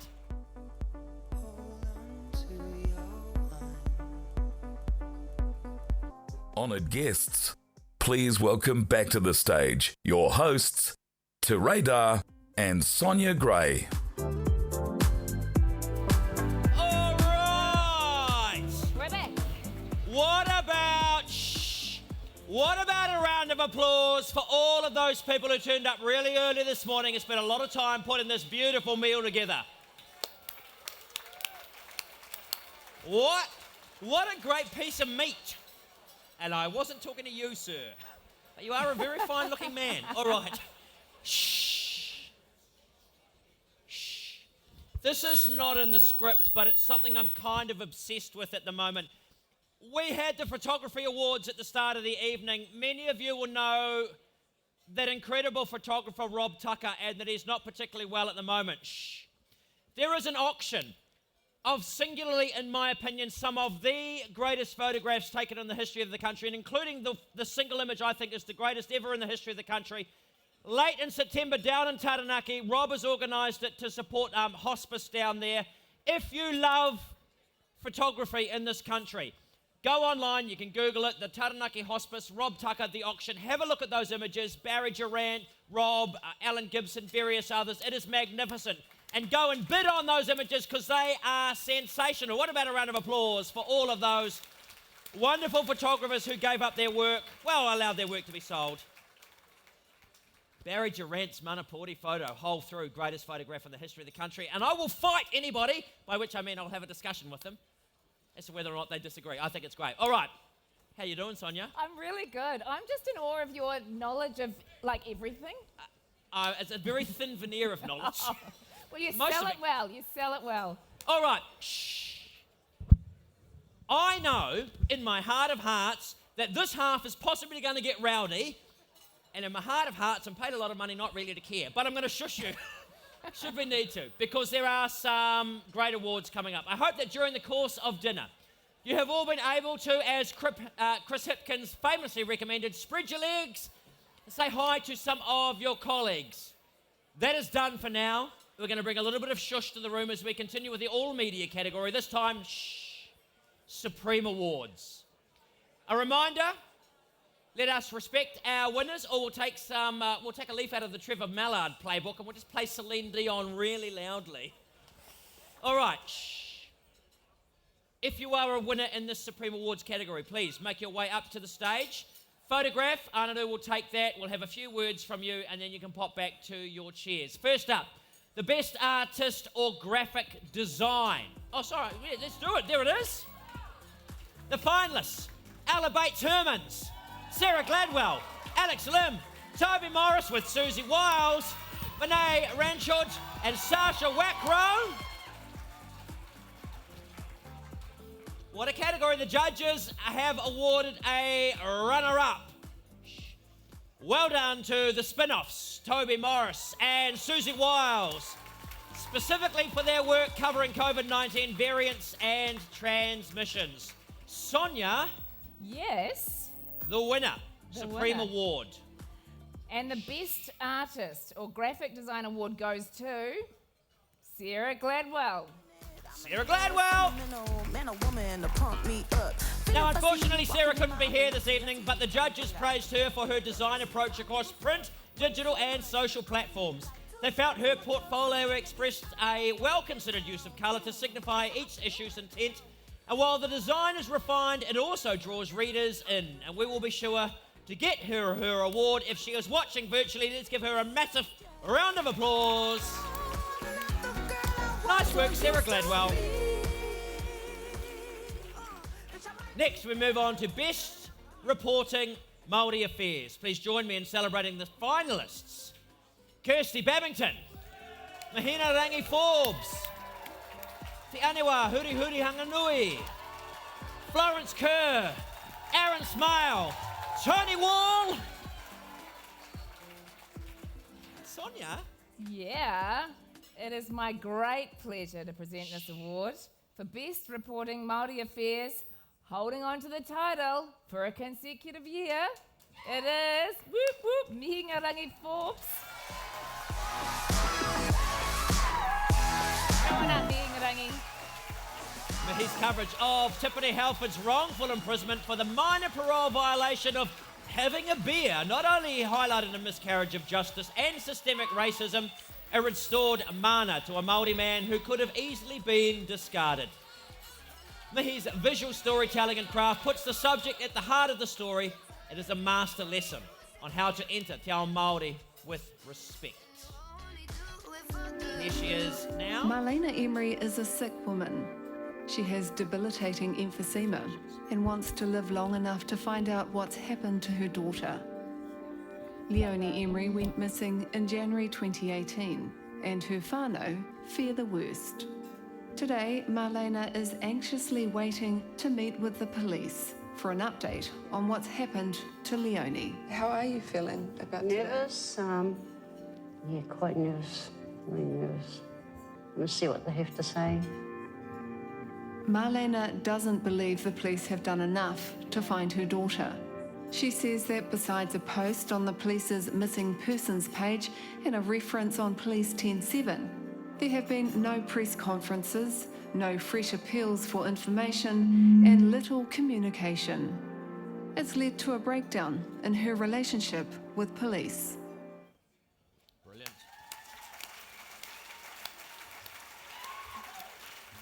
Tēnā koutou, te mihi tuatahi ki a Ngāti Whātua, tēnei a Ngāti Pāua e mihi kau atu ki a koutou. Ka hoki, e tikana ki a mihi hoki, kia rātou kua wihi ki te pō, kia Uncle Toby, kia Joe Hawke, kia Derek Worcester, rātou mā hoki, rātou kia rātou, tātou kia tātou. I was just looking around here before and I was thinking Derek Fox is here, Wena Harawira is here, Willie, some of the doys of Māori broadcasting. And when I look around these tables here and I see these young cadets, and it makes me feel so proud. And so I just want to mihi to all the organisations who are taking on cadets, who have these Māori cadets amongst them. Cherish them, look after them. We see you wherever you are. I think I saw Mihi Ngārangi Sātili somewhere here. We see you, all your aunties are here supporting you. We can't wait to see you blossom. But our message to all of you in the industry is that we don't just want reporters, we want producers, we want editors, we want people who are running your networks who are Māori, because only then will we start to see some equity in the industry. Sorry for being a little bit political, but you know, ko autira. E mihi ana kia koutou. Curtsy, a little curtsy. I always think it's important to curtsy royalty. What a queen. Again, a round of applause for Mahina Rangi Forbes. Our next Supreme Award is, and where would we be without the Business Journalists? The Business Journalist of the Year, proudly sponsored by Spark NZ. To present this award, let us give a warm round of applause to Spark NZ's Corporate Relations Lead Partner, Ali Cross. As we cycle through COVID and the transition to a low-carbon economy, it has never been more important for New Zealanders to understand the business environment and the drivers of our economic performance. Spark New Zealand is proud to sponsor the Business Journalist of the Year Award and congratulates all finalists and winners honoured here tonight. And who are those finalists and winners? Not yet.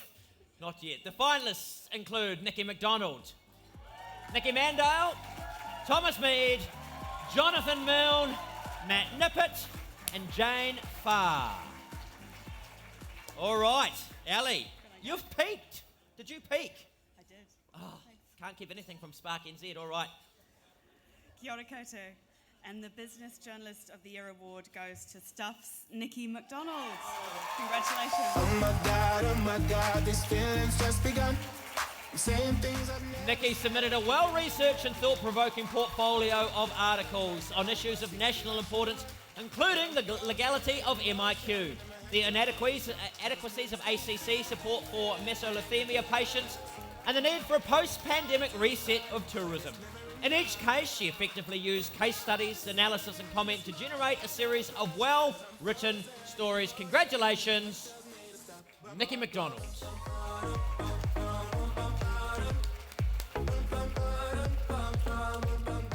There is the trophy. She'll have a photograph with Ali.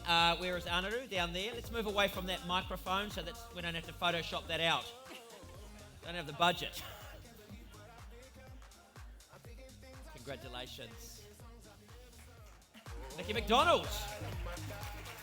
Thank you so much. This is incredibly unexpected and, amazing finalists to be up against. Look, I'm dip in and out of business journalism, so just an amazing kind of congratulations and thank you to all the business journalists who are doing the mahi, day in, day out. And thank you to my bosses for their amazing support of just letting me do what I want, really, and giving me the time and space to do that. It's an incredible privilege. Thank you. Brilliant. Congratulations, Nikki. Thank you, Ali. I love this one. I love it. I love it. I love it. The Cartoonist of the Year. Finalists: Jeff Bell, Guy Boddy, Rod Emerson, Sharon Murdoch, Chris Slane. What a lineup. The judges recognised the runner-up for this year's award as well, and they are our media's Chris Slane. So, runner-up, Sonia. You mean the winner? You have the... I have the winner. You have the winner. Yeah. The Cartoonist of the Year. Congratulations to Stuff's Jeff Bell.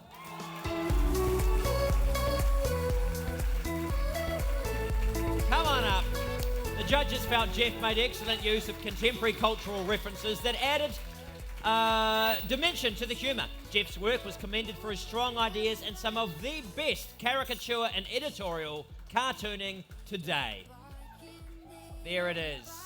So where is Jeff? Oh, he gets a platter. Look at this. Look at that. Come on up, Jeff. Come and get your plate. Uh-oh. Cartoonist not paying attention. No steps at the front, off to the side. So, the ability to capture caricature and sum up something in a very simple single frame. Let's get a photograph. There we go. I'm going to move. You stay there. All right. Shh. Your winner. Wow, this is absolutely amazing and unexpected. I did not expect to win this at all. So I did not prepare anything, but I just want to thank Stuff for giving me the opportunity to do what I love. I've been doing this for the last 4 years, and I was up against some amazing nominees in Rod Emerson, Sharon Murdoch, Guy Boddy, and Chris Slane, who have been my heroes for so many years. And I just want to thank Stuff for giving me the opportunity to have the freedom to express my opinion each week. I'm really grateful to work for an organisation like them. This is a huge buzz for me. This is something I'd only dreamed about. So, yeah, thank you, everyone. Awesome. Congratulations, Jeff. Congratulations. Well done. Amongst that lineup of amazing cartoonists, and who takes it out? The work experience boy. I love young people. All right. Still keeping with the Supreme Awards, we're moving on now to the Community Journalist of the Year. Shh. Let us take a look at the finalists in Community Journalist of the Year. Sinead Gill, Justin Lateef, Caroline Williams, and Sonia. I was looking at that and I was going, Sonia, if you will. And then I'm looking at the screen going, there's no Sonia, if you will. Sonia, if you will. I will. I am delighted to announce the Community Journalist of the Year is Justin Lateef. Come on up, Justin. That's him. Justin clearly understood that the best community stories are filled with community voices. His multi-source, in-depth examinations aren't dominated by talking heads and nameless reports. They are full of people who are living and responding in and to the stories he explores. Even big national stories, they all start in somebody's neighbourhood. And the chances are Justin will be there. Let's get a photograph. Here's Anadu. Not with me. Just you, by yourself. As no doubt you are when you were on your community beat. Justin, congratulations. Well, I thought we were one of the minor awards that would just get like a photo and go to the side. But so just thank you mainly to Duncan and Toby and all the guys at Spin-Off. I wrote them like this weird letter saying, South Auckland needs better representation. Will you give me a job? And they did. So thank you guys. Yeah, and just, keep, I don't know. Yeah, this is awesome. So thanks. Nice work, buddy.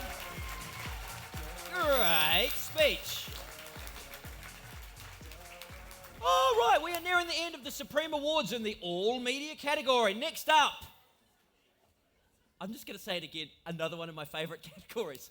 I read a lot of news, a lot of regional. So, Regional Journalist of the Year. Love the regions. Spent a lot of time out there. So, who are they? The first of our finalists, Felix Desmarais, Sinead Gill, Rob Kidd, and Alan O'Dwyer. Runner-up. Special mention to Sinead Gill, runner-up in this category. From Stuff, Sonia. Sorry, I was so engrossed in everything you were saying. Okay, the Regional Journalist of the Year is Rob Kidd, Otago Daily Times. I honestly thought someone had just smashed a champagne glass in celebration. Court reporting usually grabs the headlines for serious crime, but Rob spots riveting yarns in day-to-day court appearances. He then chases those stories beyond the dock. From the blunders of justice to the squabbles of pensioners, Rob continually digs deeper and puts a human face to the summary sheets. I bloody well love court reporting. Nice work. Rob Kidd. Get in there, you bastard. Come on. Right. Kia ora koutou. How are you? As we say in Dunedin.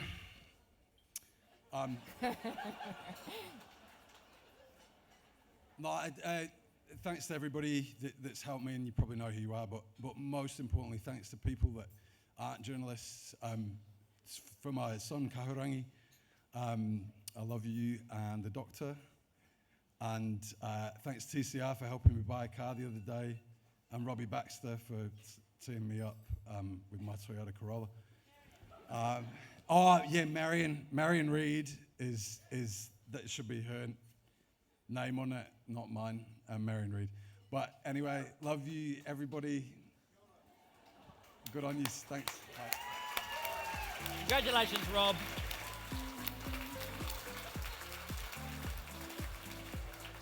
Tell you what, the provinces have the best crime news. It is often hilariously inept criminals. Oh, good for them. All right, shh. Wow. I'm going to say my next favourite category, the Political Journalist of the Year. What a year it has been. Ousted politicians, new opposition leaders, Celine Dion marathons, a revolving door of changes, all making their way into our lives from the world of politics. And then that guy from Hamilton. All right, what a great week. All right, let's take a look at the finalists for this year's award. So, Thomas Coughlin, Jenna Lynch, Joe Moyer, Tober O'Brien, Claire Trevitt, Audrey Young, No shortage of fodder for them. Runner-up for the Political Journalist of the Year. Well done to Newsroom's Joe Moyer.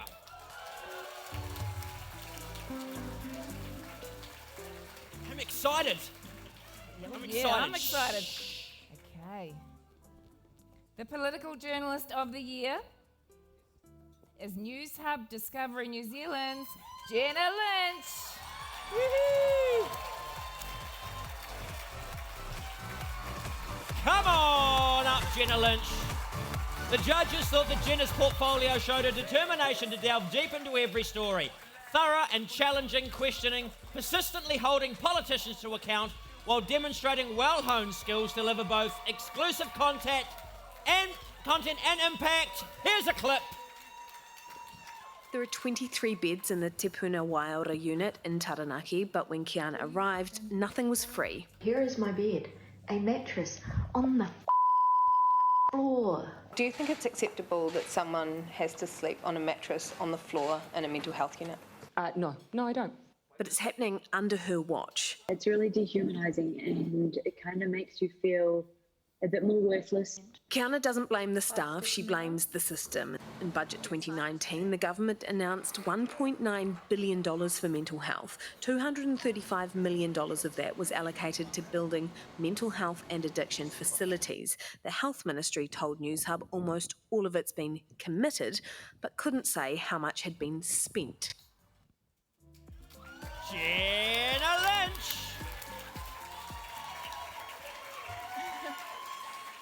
This is very, very, very...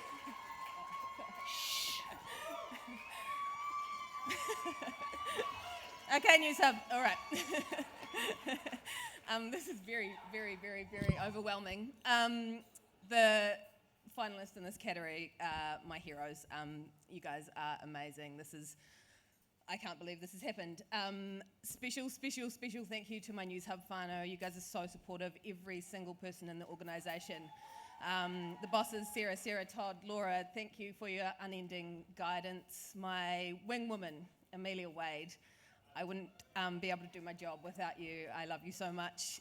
My best friend in the world, Tova O'Brien.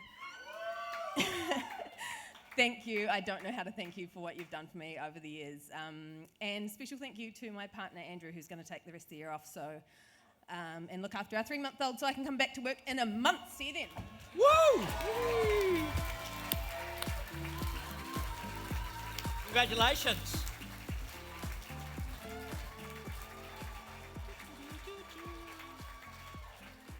Can I just say this is my favourite category? Cool, because I just don't care about sport. All right. I'm all about the arts. But I tell you what I do read. I do actually read a lot of great sports journalism, but I love it for that people interest. So, the last of our All Media Supreme Awards, the Sports Journalist of the Year, sponsored by Sky Sport. Joining me to present the award is Sky Sport presenter Ravinda See, I don't even watch sport. It's Ravinda.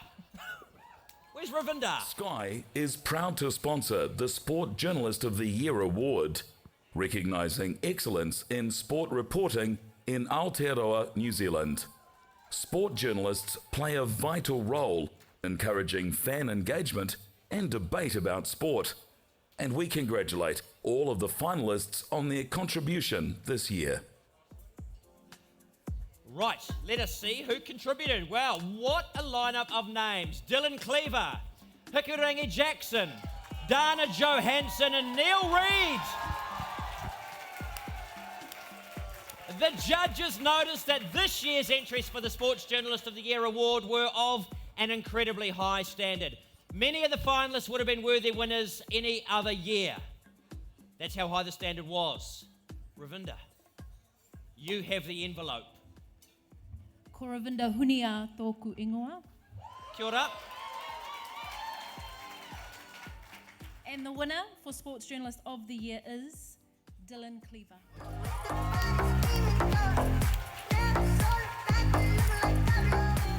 Now, unfortunately, Dylan couldn't be here to accept his award this evening, but here to accept it on his behalf, Duncan Grieve. Woo-hoo. The judges felt that Dylan had a clear edge at a strong field with a superb portfolio that consistently displayed his craftsmanship across a wide range of topics. Convincing Carl Heyman to share his darkest thoughts about his head knocks was a terrific piece of journalism. Hello, Duncan. Seamlessly make your way past my auto cue, while the analysis of the Silver Lake deal media coverage was not only thought-provoking but also courageous in what is really a small industry. There is the photo. Kia ora koutou. Obviously, I'm very much not Dylan Cleaver, but what I'd really like to do, because I think Dylan is extraordinary, and what he did with Carl Heyman's story, the sensitivity, how long he'd been on the complexity of rugby's relationship with its long tail of its impact on its players is pretty extraordinary. And what I would love everyone in the room to do is acknowledge the bravery that Dylan did when he went out solo and created the bounce. And I think you should all subscribe to it if you don't already. DylanCleaver.substack.com.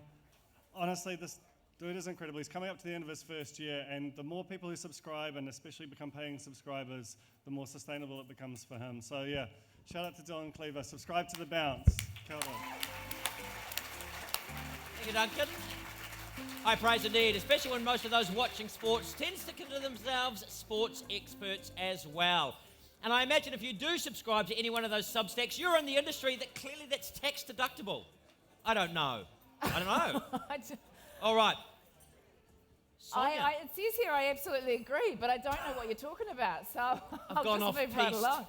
I do want to say, though, I want to back up what Duncan said. Dylan Cleaver's website, The Bounce, is amazing, and I do not know if he ever sleeps. He manages to watch all the sports all the times, and I really appreciate him doing that, never sleeping, so he keeps me and all the other sports fans up to date with everything that's happening in sport. Thank you, Duncan Dillon. Okay, we move now to the print or text journalism category. These awards acknowledge written-only work published in magazines, newspapers, or online news websites, including radio and television. Now, I'm sure you all know the drill by now. These winners are not required to come up on stage. Okay, let's take a look at the Specialist Awards. Our first award is Best Headline or Hook. And the finalists are James Belfield, Stuart Hunt, Richard Eves, Nicholas Sorensen, and Tom Taylor. And the winner for Best Headline or Hook is Richard Eves from Stuff. All three of Richard's entries fulfill the award criteria of grabbing the reader's attention and delivering the key message of the story with originality and really, really clever use of words. Well done, Richard. Okay, we move on, staying with print or text journalism, Best Newspaper Front Page. And the finalists are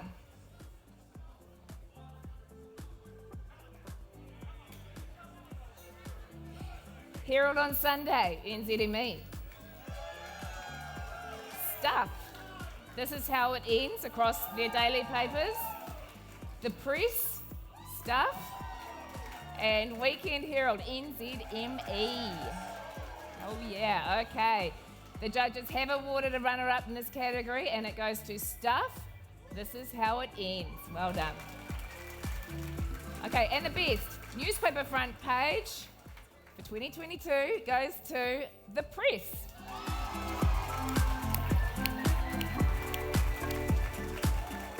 Now, the judges said there was very little separating the front runners. Their portfolios all scored highly in the Pick Me Up and Buy Me test. They did give special mention to the incredible front pages launching Stuff's This Is How It Ends series. But they all agreed the Press demonstrated great versatility with striking images, strong news decisions, incisive use of words, and innovative designs. So big congrats to the team at the Press. Well done. Okay, we move along to Best Newspaper Magazine. I love all of these. Love a newspaper magazine, do you? Love a newspaper magazine. Okay, the finalists are Canvas, NZME. Viva NZME. Sunday from Stuff. And Your Weekend also from Stuff. And you're all amazing, but the best newspaper magazine goes to NZME's Canvas.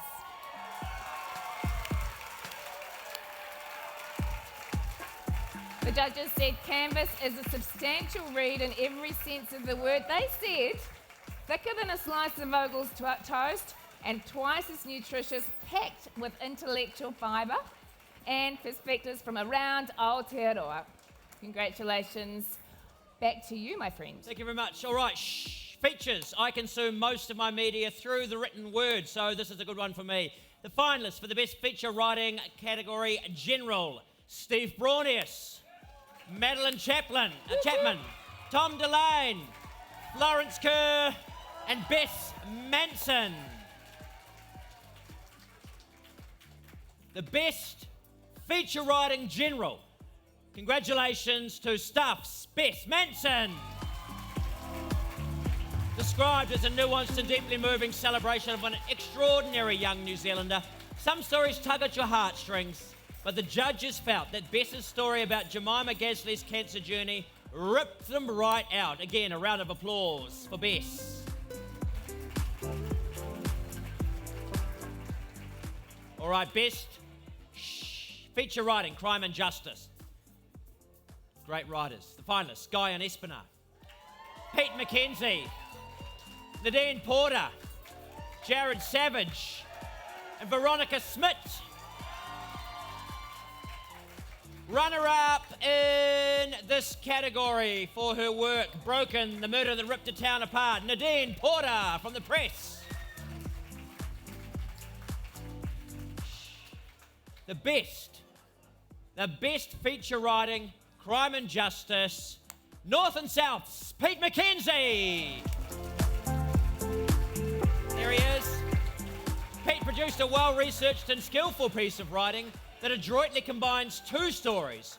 One specific to a single person, Peter Ellis, and his now posthumous bid to clear his name, and one with national ramifications as judges consider a revolutionary move to make a basic tenet of Māori culture part of New Zealand's legal system. Again, a round of applause for Pete McKenzie. Up next in print and text journalism, best feature writing, social issues, including health and education. And the finalists are Anusha Bradley, Jahan Casanada, Michelle Duff, Paul Gorman, Pete McKenzie, Nadine Porter, and Melanie Reid. And well done to runner-up Michelle Duff for her work, Koia Te Aroha, Ngā Pāpā Māori, Just Love Māori Dads. Okay, that's a jam-packed category, isn't it? The best feature writing on social issues, including health and education, goes to Radio New Zealand's Anusha Bradley. This was a category with an incredibly high standard of entries. Anusha's feature on birth injuries stood out for the high quality of its reporting, its comprehensive coverage, and the real-world impact it had on bringing changes to ACC legislation. Congratulations, Anusha. Okay, turning our attention now to the best first-person essay or feature. And the finalists are Duncan Grieve, Stuart Hunt, Jonathan Milne, Matt Nippert, Simon Wilson. And the judges have recognised a runner-up in this category. Congratulations to Matt Nippert for his work. Whakapakari, Out of That Place, Monsters Came.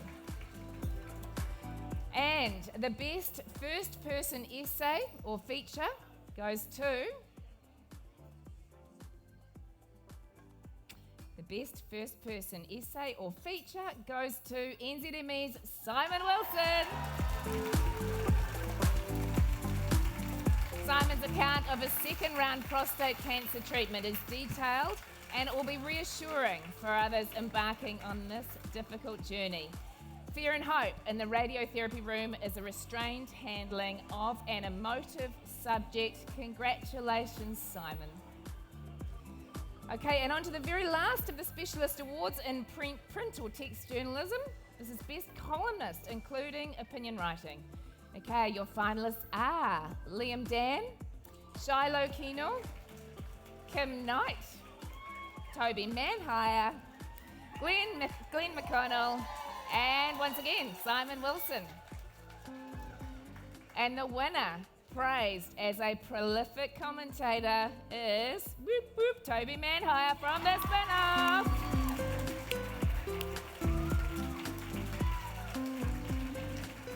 The judges said Toby can be relied on for both the breadth and depth of his knowledge and top quality writing. Dexterously, that's a big word, isn't it? Dexterously, he manages to unpack serious topics with the utmost sincerity while always making space for a lovely aside or a light-hearted quip. Congratulations, Toby, so well deserved. Okay, that wraps up all of the specialist awards for this evening. We're at the, what do they say in MasterChef? The pointy end of the competition. The pointy end of the competition. All right, shh.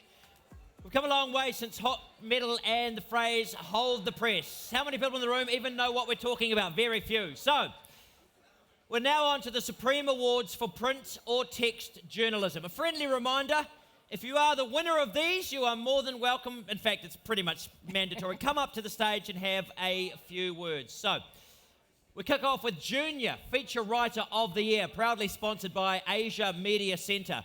To present the award, please give a warm welcome to Executive Director of the Asia NZ Foundation, Simon Draper.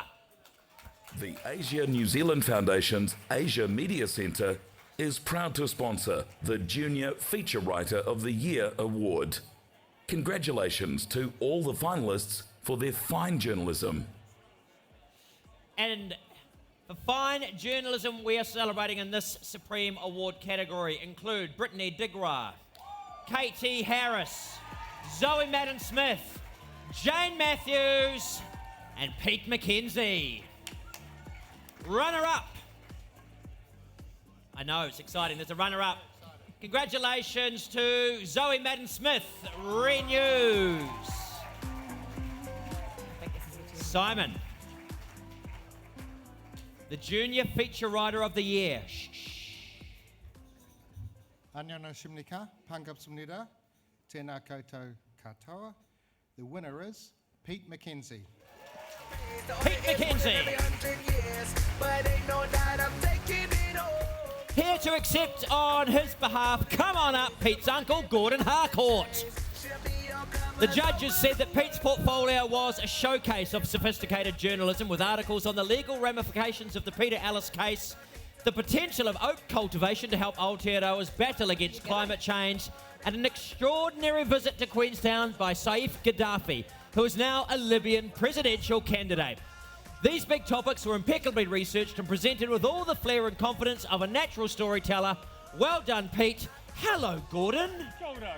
Kia ora. Tēnā koutou katoa, ko Gordon Harcourt tōku ingoa, ko Peter McKenzie tōku iramutu. Pete's my nephew. He can't be here because he is in New York. He's doing postgrad journalism at Columbia on a Fulbright scholarship, and he is a terrifyingly talented young man. He's sent me a speech, which may be a little bit long. Oh, that is long. That's really long. But He I'll can whiz put through that, it. put that up I'll on whiz through Instagram. it. Go, cut to the chase. Kia ora koutou. I'm devastated I can't be there with you. I'll speak very quickly. You're good. Thank you to my writing mentors, Rachel Morris, who taught me so much about the craft of good storytelling, Cass Mason, who always encouraged me to indulge curiosity, and Kirsty Cameron, Mike White, and Michelle Langston. It's terrifying to be nominated alongside so many writing role models. I'm going to whiz through to the end. Thanks to my family, especially my parents, Stuart and Miranda, who read countless draft articles. I'm lucky my family is always there to support me, and the fact that I'm here is proof of that. Love you all. Kia ora. Thank you. Thank you, Gordon. Goodbye. It's good to know where Pete was, because I thought, like looking at his photo, that he simply couldn't get into the room because he wasn't old enough to enter a licensed venue. Nice work. He is doing far more with his life than I did with mine. So congratulations to Pete. All right. And thanks to Simon for presenting the award. So shh. Our finalists for Feature Writer of the Year short form. What a list. Steve Braunius, Alex Casey, Steve Kilgallen, Martin Van Benen, and Simon Wilson. Sonia! All right. This is an exciting one, isn't it? Okay. The Feature Writer of the Year short form is New Zealand Herald's Simon Wilson.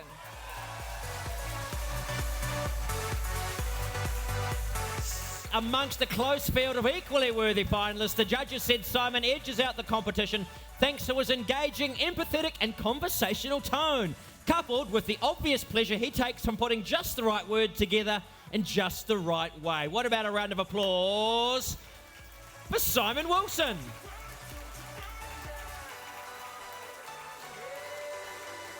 Great work on Queen Street. Also, by the way, Simon, the articles.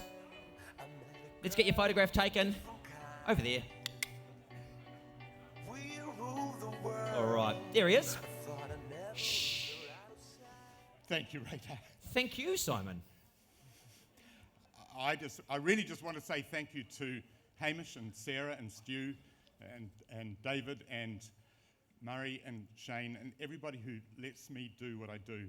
I feel very blessed to do it. Thank you. Great speech.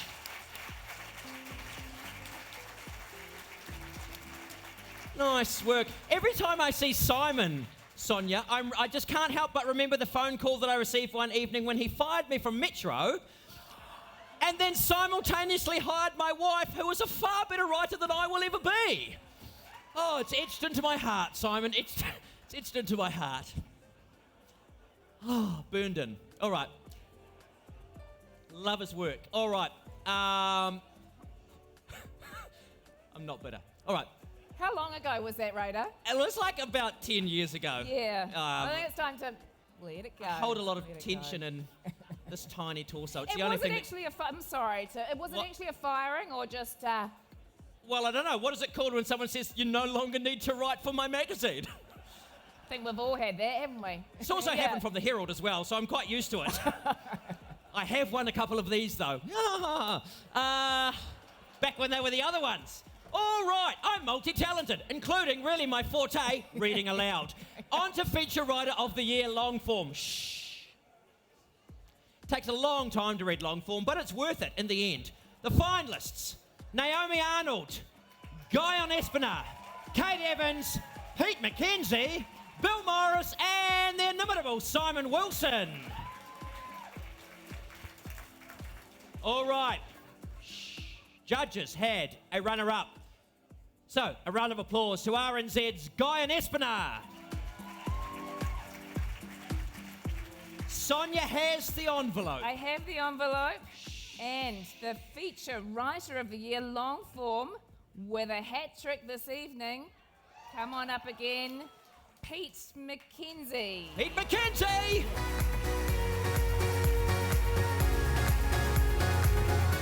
Once again, we welcome to the stage Gordon Harcourt. Gordon Harcourt, yes. The judges set a stylish, vivid and lively portfolio with features that stand out for the acuity of subject choice and the originality of approach. Pete's control of his material feels effortless in the way only deeply researched and carefully crafted journalism can. His stories begin at the heart of the action and they keep us reading all the way through to the last word. Hello, Gordon. Kia ora again. I'd just like to say that Pete is an awesome young man. He's also Second Lieutenant Pete McKenzie in the Territorials and has commanded veterans from Iraq and Afghanistan. He's also an incredibly nice guy, and one day he will probably be your boss. Kia ora, Pete. Thank you, Gordon. Did you get a photo? Did I get a photo? I nearly photobombed. Oh man, he's in the Territorials as well. He's living his best life. All right. Community newspapers. Love them. Let us take a look at the finalists for the Community Newspaper of the Year. And they are one of my favourite towns, the Ashburton Guardian. Quite like the golf news, the Kapiti News, or the Oamaru Mail, and the Beacon, also the Star, and the Valley Profile. A round of applause for all of those great community papers.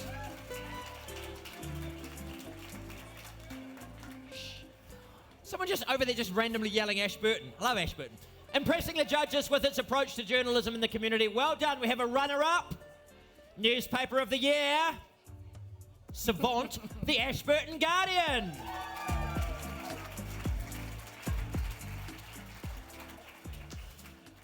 Sonia. Love the way you do that. And the winner. The winner and community newspaper of the year is The Beacon. Boom.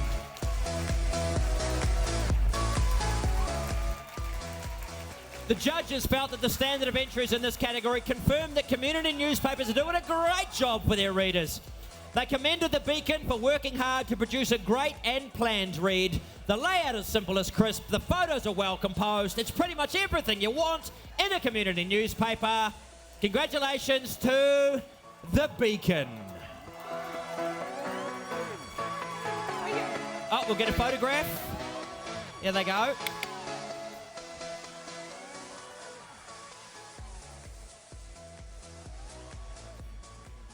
Who's speaking? Don't waste your speaking time with thinking. Shh, shh, shh. Thank you very much. We've won this before, but it's really amazing to win it in a year that there's been no natural disasters, no tragedies, just a run-of-the-mill year when we're just telling community stories. And thanks to my team, they're awesome, and I'm really happy to accept this on their behalf. I'm going to sneak in. Oh, what? I'm doing it. Kia ora koutou katoa. I'd just really like to acknowledge Nerida.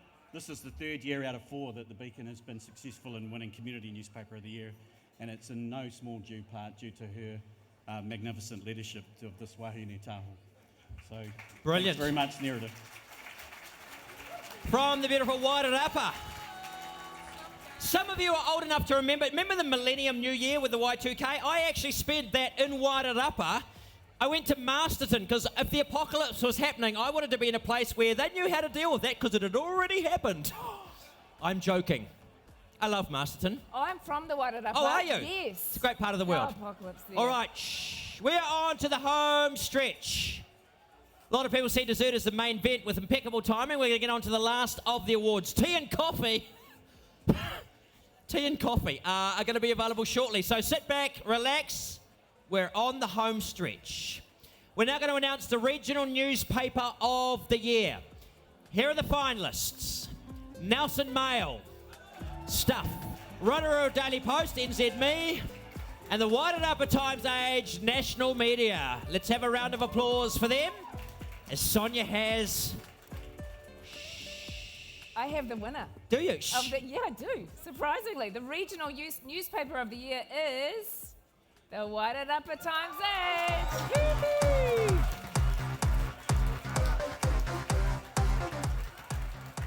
The judges said the Wairarapa Times Age was a standout in this section with clean design and astute focus on... Oh, Christ, don't touch that. Oh, just about had conniptions. Grab the little thing.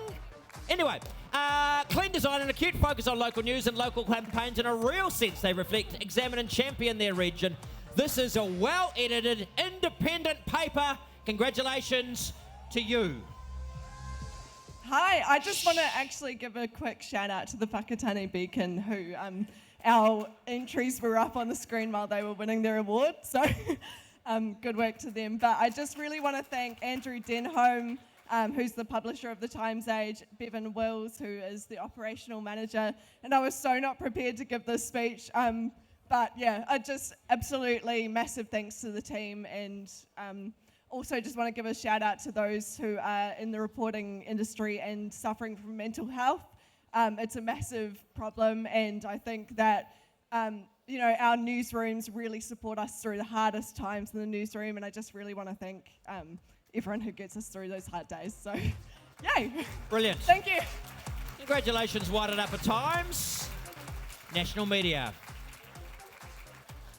From regional to weekly newspaper of the year. Here are the finalists. NZ Farmers Weekly, Global HQ, the Weekend Press, Stuff, and the Weekend Herald, NZ Me. Sonia.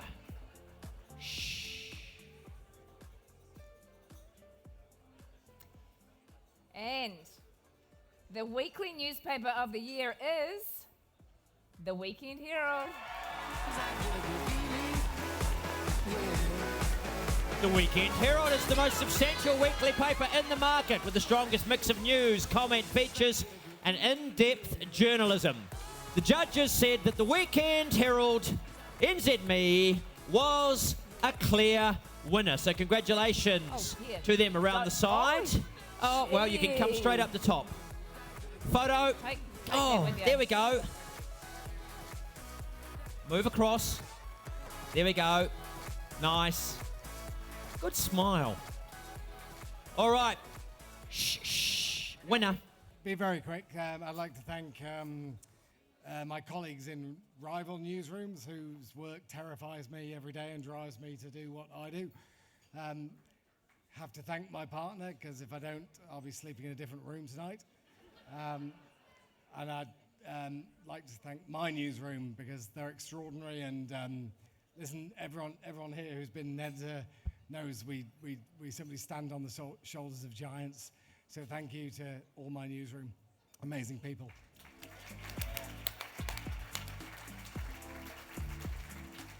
All right, the last of our Supreme Awards, the Metropolitan Newspaper of the Year. The finalists, NZ Herald, NZ Me, and the Press, Stuff. Ooh. The judges felt that these two finalists presented distinct voices. Shh. The Press is a proudly local paper while also providing a substantial offering of national and international news. The New Zealand Herald is more focused on the big national and global stories, strengths that are complemented by sharp local coverage and smart design. That said, Sonia, only one of them can win.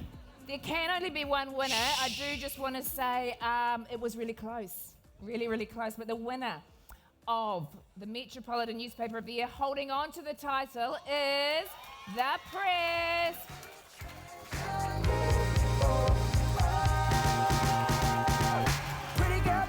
Pretty girl, you should be smiling. Congratulations to our southern counterparts. The Press wins for its impressive engagement with the local communities and their issues. Uh-oh, the entire newsroom is coming up. I don't care how many people come up, but make sure you get up here real quick, because I have run out of things to say on my auto cue. To be fair, you've travelled a long way. To the sides. You've got your ear points and a trophy. There you go. Congratulations. Here they are. Literally all of them, including the dawdler. What does he do? It's his job. Hey, tell you what, why don't you speak, and then we'll have the photo at the end. Got it. Oh, look, thank you so much to the whole team. I had to bring just a few of them up here tonight, because really this is an absolute team effort, as anyone knows who produces a newspaper every single day of the week. It's a bloody tough job, and last year was a really, really special year for us. It was our 160th anniversary. It was the year that we helped a local community buy the hill, and so this is very, very special to us. Thank you again. No, thank you. Let's have a nice photo. Anadu, come forward. There you go. Come forward. You're going to have to put in a travel claim at some point. You need proof that you actually turned up to the awards. There they are. I nearly fell off the stage. Oh well. So congratulations to the Press, one of the Stuff publications. Nice, get off. Either side, get off. Congratulations.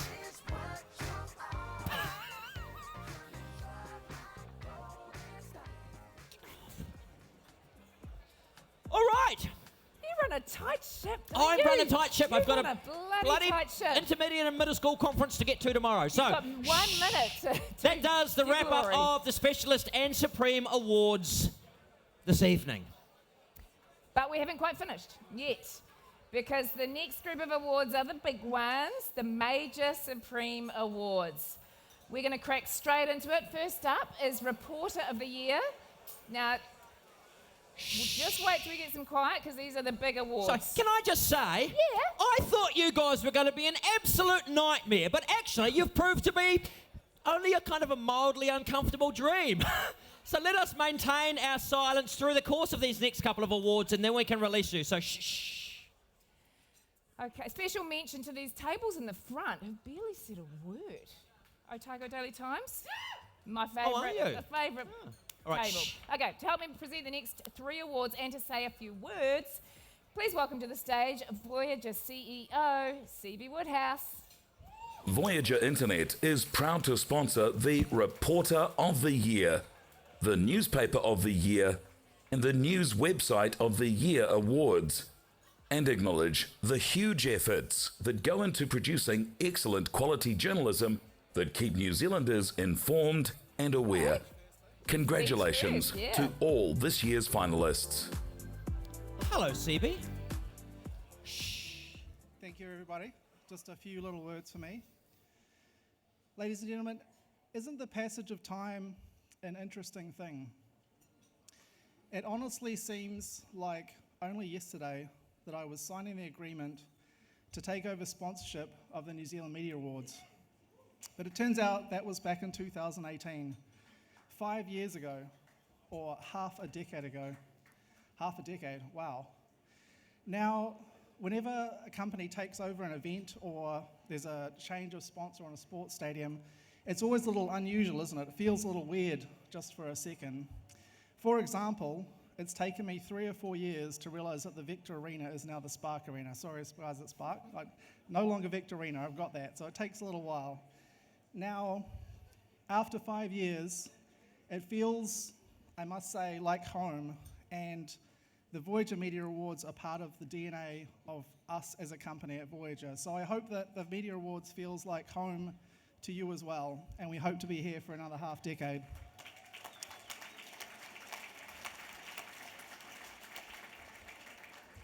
Now, if we cast our mind's eye back to 2018 when we first started the awards, it seems like more of an innocent time for all of us, doesn't it?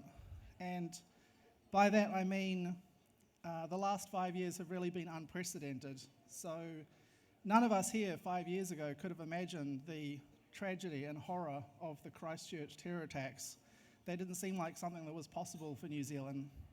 And none of us 5 years ago could have imagined that we would be overcome by a global pandemic that would change our way of lives forever, including working from home and so many other changes. None of us 5 years ago could have imagined that there would be war in Europe, or that we would see inflation at the levels that we haven't seen since 1970. And of course, none of us could have predicted that climate change could have come on so strong and every year be making such a difference. And hearts out to the people in Nelson who have, of course, had terrible flooding this week. So the next 5 years, there could be some cause for anxiety, right? It seems like we've had a little bit of a rough 5 years. But I, for one, am supremely optimistic for one reason, and that reason is that every time humanity has faced an existential crisis, we have overcome with technology. From the first caveman overcoming predators by fashioning a spear, to us inventing antibiotics, humanity always finds a way. And if I just give you one example of that, in 2020, renewable energy, new solar was 160 gigawatts. For comparison, all of New Zealand's power is 9 gigawatts. So the world installed 160 gigawatts of solar. The next year, in 2021, that was 290 gigawatts, over twice as much. So it's on an exponential path. And in 2026, the world's going to install 5,000 gigawatts of solar. So by 2030, we actually do have a chance to transform the planet's energy use. And that gives me great hope for the future. And so, thank you. So in another 5 years, we will still be here the Voyager Media Awards will still be here. You will be doing the important work of telling everyone the interesting stories and things that have happened. And Voyager will be helping companies big and small transform digitally, and humanity will be on an exciting new path and overcoming as we always are. Thank you. Thank you, CB. Beautiful kōrero, beautiful. Okay, to the first of the major Supreme Awards, the judges said Reporter of the Year was a brutally tough category to judge. There was exceptional quality and depth in all entries. So let's take a look at the finalists for this highly competitive award. Guyan Espiner, David Fisher, Te Anewa Huri Hanganui, and Kirsty Johnston. And Siva, you have the winning envelope? And the winner is Kirsty Johnson from Staff.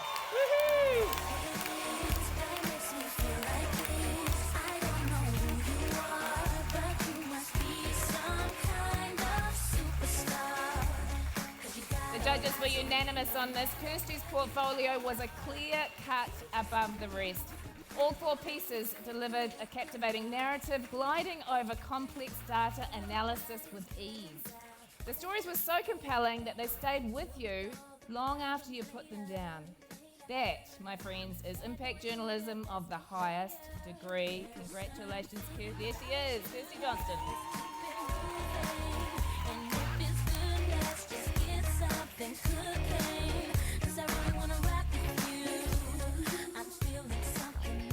There's Arnadu. We're going to move you across to this better lit side. Don't go away, Seba. You need to be in the photo. Photo, then talkie. Across. There we go.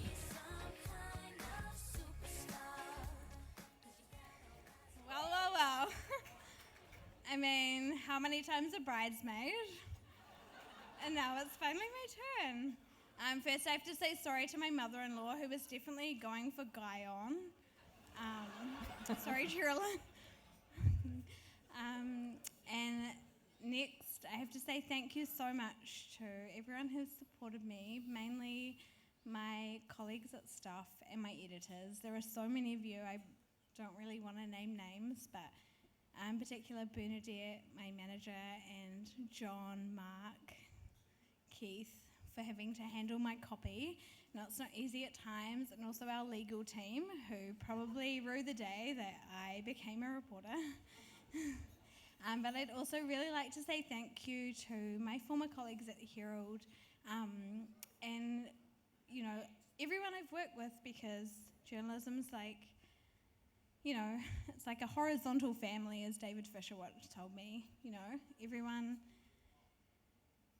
is doing their best, and I feel like everyone I've worked with has left their mark on me. I'd also, particularly this year, my portfolio is made up of a lot of stories from people who really entrusted me with the toughest times in their lives, victims of sexual assault or,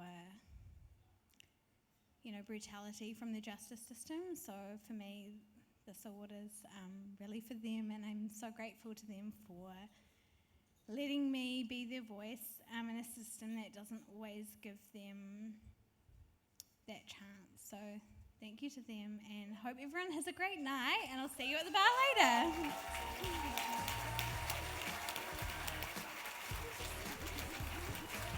Awesome stuff. Well done to Kirsty Johnston from Staff. Thanks, CB. Stay with us, because you need to get to present some others. We're going to move on to the prestigious Voyager Newspaper of the Year. Okay, let's remind you of the finalists from their respective wins earlier. We've got the Press for the Metropolitan Newspaper of the Year. We've got the Wairarapa Times Age for the Regional Newspaper of the Year. And, of course, the Weekend Herald for the Weekly Newspaper of the Year. CB Woodhouse, would you like to announce the winner? And the winner of the Voyager Newspaper of the Year goes to the Press. No matter what, got money on my mind, I can never get it up. And every time Oh no, it's everyone again. Read slowly, Sonia. I'll talk really slowly. Okay, the Press and the Weekend Herald are both excellent papers, as we know, and the judges felt they were hard to separate. It was a photo finish, but the Press won out with its sense of local connection and highly relevant, robust regional journalism. For the people of Canterbury, well done to the team at the Press. Come on up, all of you. Oh, just one of you. Oh, come on. Oh, no, shall I say? Maybe just one. Right, just one of them. Yeah. There's Anadu. He's going to get a beautiful photograph. Don't run away. Photograph. Important. You want to put this in the paper. Look great.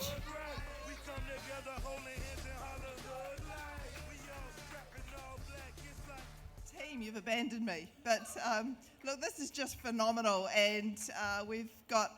I just feel so privileged to work with some of the most incredible journalists in the country, and Christchurch is a really, really special place, so we're very lucky to work there, and we've got fantastic support from the leaders at Stuff. It's just an epic organisation to work for. Thank you. Great $1, well spent. Thank you.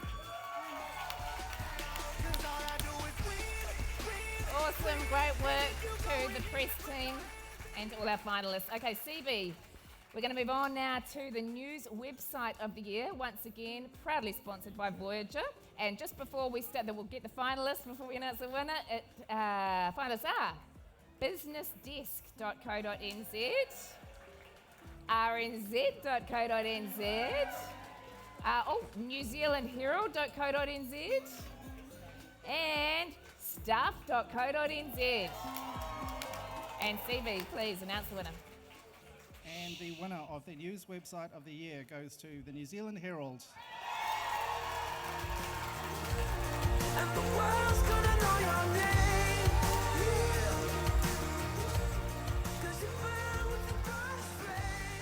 And the judges said the Herald's breadth of content and depth of writing won the day. This is a site with access to premium resources, and they really know how to use them to maximum impact. Special series like Inflation Nation and respected columnists really set them apart. Congratulations to the team at the Herald. They just one coming up.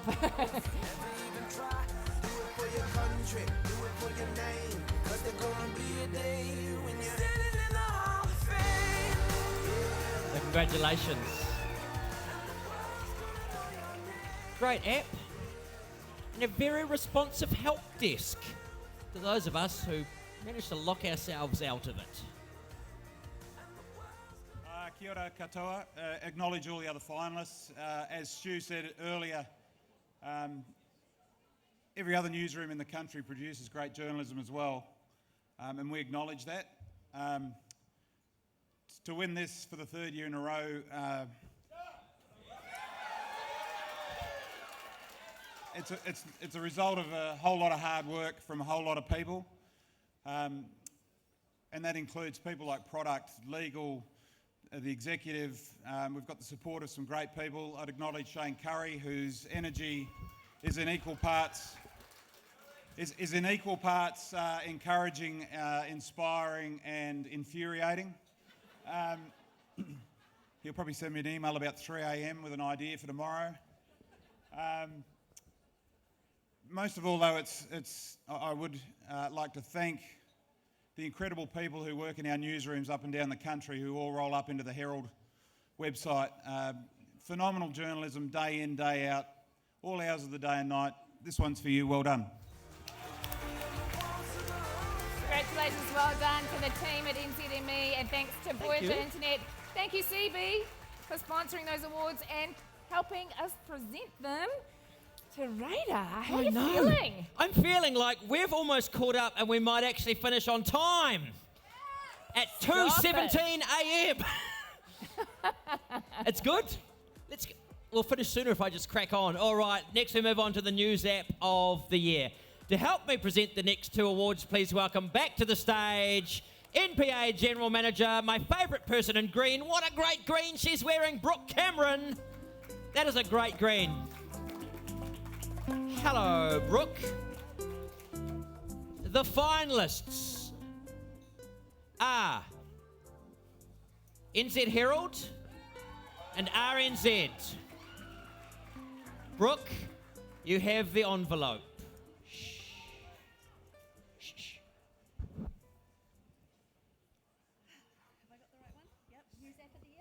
Yes, News App of the Year. Thanks, Radar. It's definitely worth mentioning that both this award as well as the previous News Website of the Year award has been won by this organisation for 3 years in a row. Oh, spoiler alert, Brooke, spoiler alert! I'm sure you can all guess who it is, and they probably should have stayed up on the stage. The News App of the Year is New Zealand Herald. You can see me. Come on up. Let something go, so I will walk them all.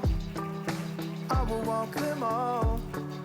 You can knock me down. A special mention as well to Radio New Zealand, who were our runner-up, who by some margin have the best app for the way readers can access audio or the written word. It is seamless to toggle between radio shows and stories. But again, it was the Herald's range of content that stood out for the judges. Readers are spoilt for choice. The usability of the app and a way that it displays content continues to be first rate. Congratulations to the NZ Herald and NZ Me.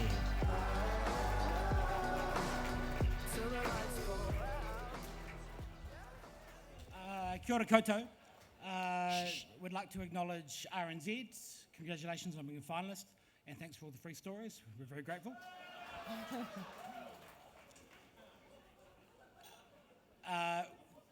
We'd also like to acknowledge the people who do the real hard yards for our website, the homepage editors, the digital loaders, the comment moderators, the reporters, the visual journalists.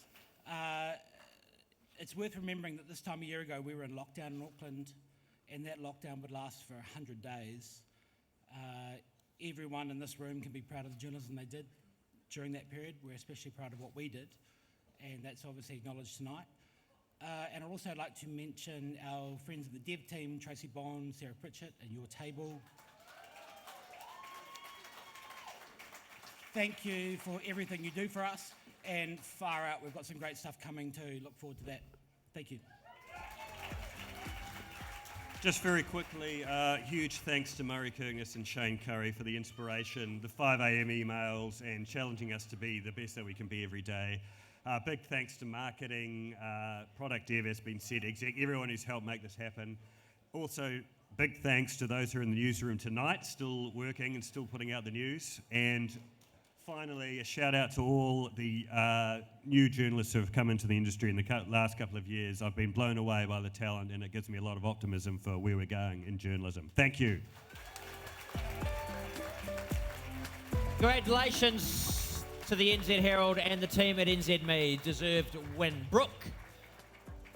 Oh, I cannot tell you what pleasure it gives me to say this line that's written on that tiny screen. We come to the final award for the evening. Editorial Leader of the Year. The Editorial Leader of the Year recognises the significant contribution the industry's senior talent made during 2021, acknowledging the critical role of strong editorial leadership. Not only do they define the tone and quality of journalism produced by their organisation, they nurture the talent within their team. They shape the industry's future. They are the role models, the mentors, and the ambassadors for the power of journalism. Here are the finalists. Lucy Blackiston, Shit You Should Care About. Hamish Fletcher, NZ Herald, NZ Me. Stephanie Holmes, NZ Herald, NZ Me. Teresa Ramsey, The Valley Profile. Veronica Schmidt, RNZ. Jane Skinner from Sunday at TVNZ. Now, a special mention goes to one of the finalists from the insightful and immensely entertaining Shit You Should Care About, Lucy Blackiston.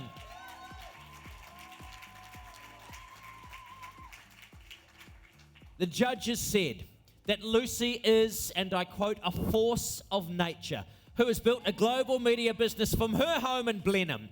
An astonishing accomplishment with some of the biggest names in the world following her news, her views, and her opinions every day. As a hands-on editor as well as the CEO, Lucy is schooling the rest of the industry on what it takes to build a vibrant, relevant, modern media business in this day and age, and it's all happening from beautiful Blenheim. A round of applause for Lucy.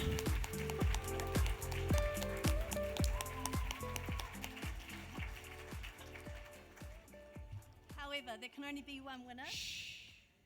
And the editorial leader of the year for 2022 is Hamish Fletcher.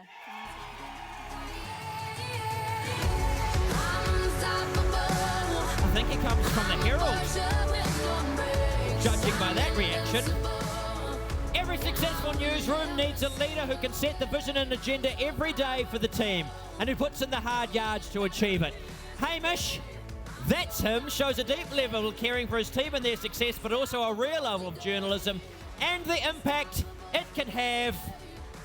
Congratulations to Hamish Fletcher, who will pithily give his thanks in under a minute. Kia ora koutou.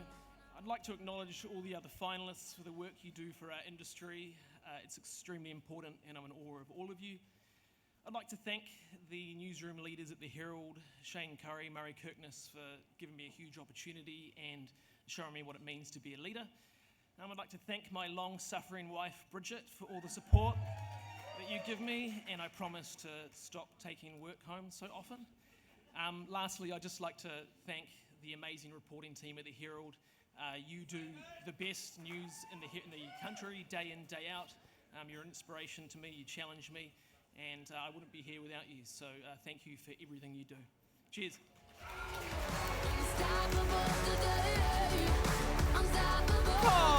Congratulations, Hamish. Thanks, Brooke. Oh my goodness, Sonia Gray, we're at the end of the awards evening. We are at the end. But it was good. And God, can I just say, I'm in awe. And Radar as well, can I speak for you as well? We are in awe of what you do. I have no idea how you do it. Oh, you do, maybe. You worked at the Herald. Well, I didn't. I just sent a column in every week until they decided it was crap. Yeah, the Herald. No, seriously, it's tough times and you guys are all doing it on limited resources and we do appreciate it. We really do. We do. Hey, look, congratulations to all of our finalists and winners this evening. One little question. Well, it's not really. It's more of a, you have to. Winners, if you could please meet at the photo wall in the lobby for some group shots. That's photographs. We haven't lined up a whole lot of shots. I mean, by all means, line up a load of shots before you go for the photo. It'll make it hilarious. Sonia. Oh, that got me. Okay, that concludes the formal part of the Voyager Media Awards. I guess that means the informal part is starting with the shots. Ko te tūmana ko I miharo te pō ki a koutou. Thank you so much. I hope you've all had a wonderful night. Hey, it's been my pleasure hosting with you today. It's been my pleasure hosting with you, Sonia. You're Yes, I am. You might get a paid gig one of these days. I reckon. You're Boom. Yeah. Hey, look. Love your work. In all seriousness, please, it has been a while since we've had the opportunity to be in a room together, and look, you know what is facing us in the next few months in this country, unparalleled times. We've seen a lot of it reported with Paula's report last week. We see a lot of stuff that's going on around the country. I know the courage that many of you have to go out every day in the face of people who, let's face it, are assholes. And you do it to make sure that the stories that need to be told are told, and I sincerely salute each and every one of you who goes out into the front line of journalism and brings those stories to us. So for tonight, please stay around, network, be headhunted, whatever it may take. And can I just say, you have been great. Of all of the audiences, of all of the awards nights that I have hosted, I can sincerely say that this one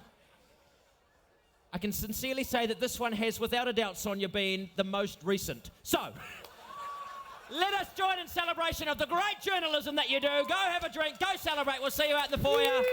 Nice work. Thank you, Sonia Gray. Thank you, Voyager.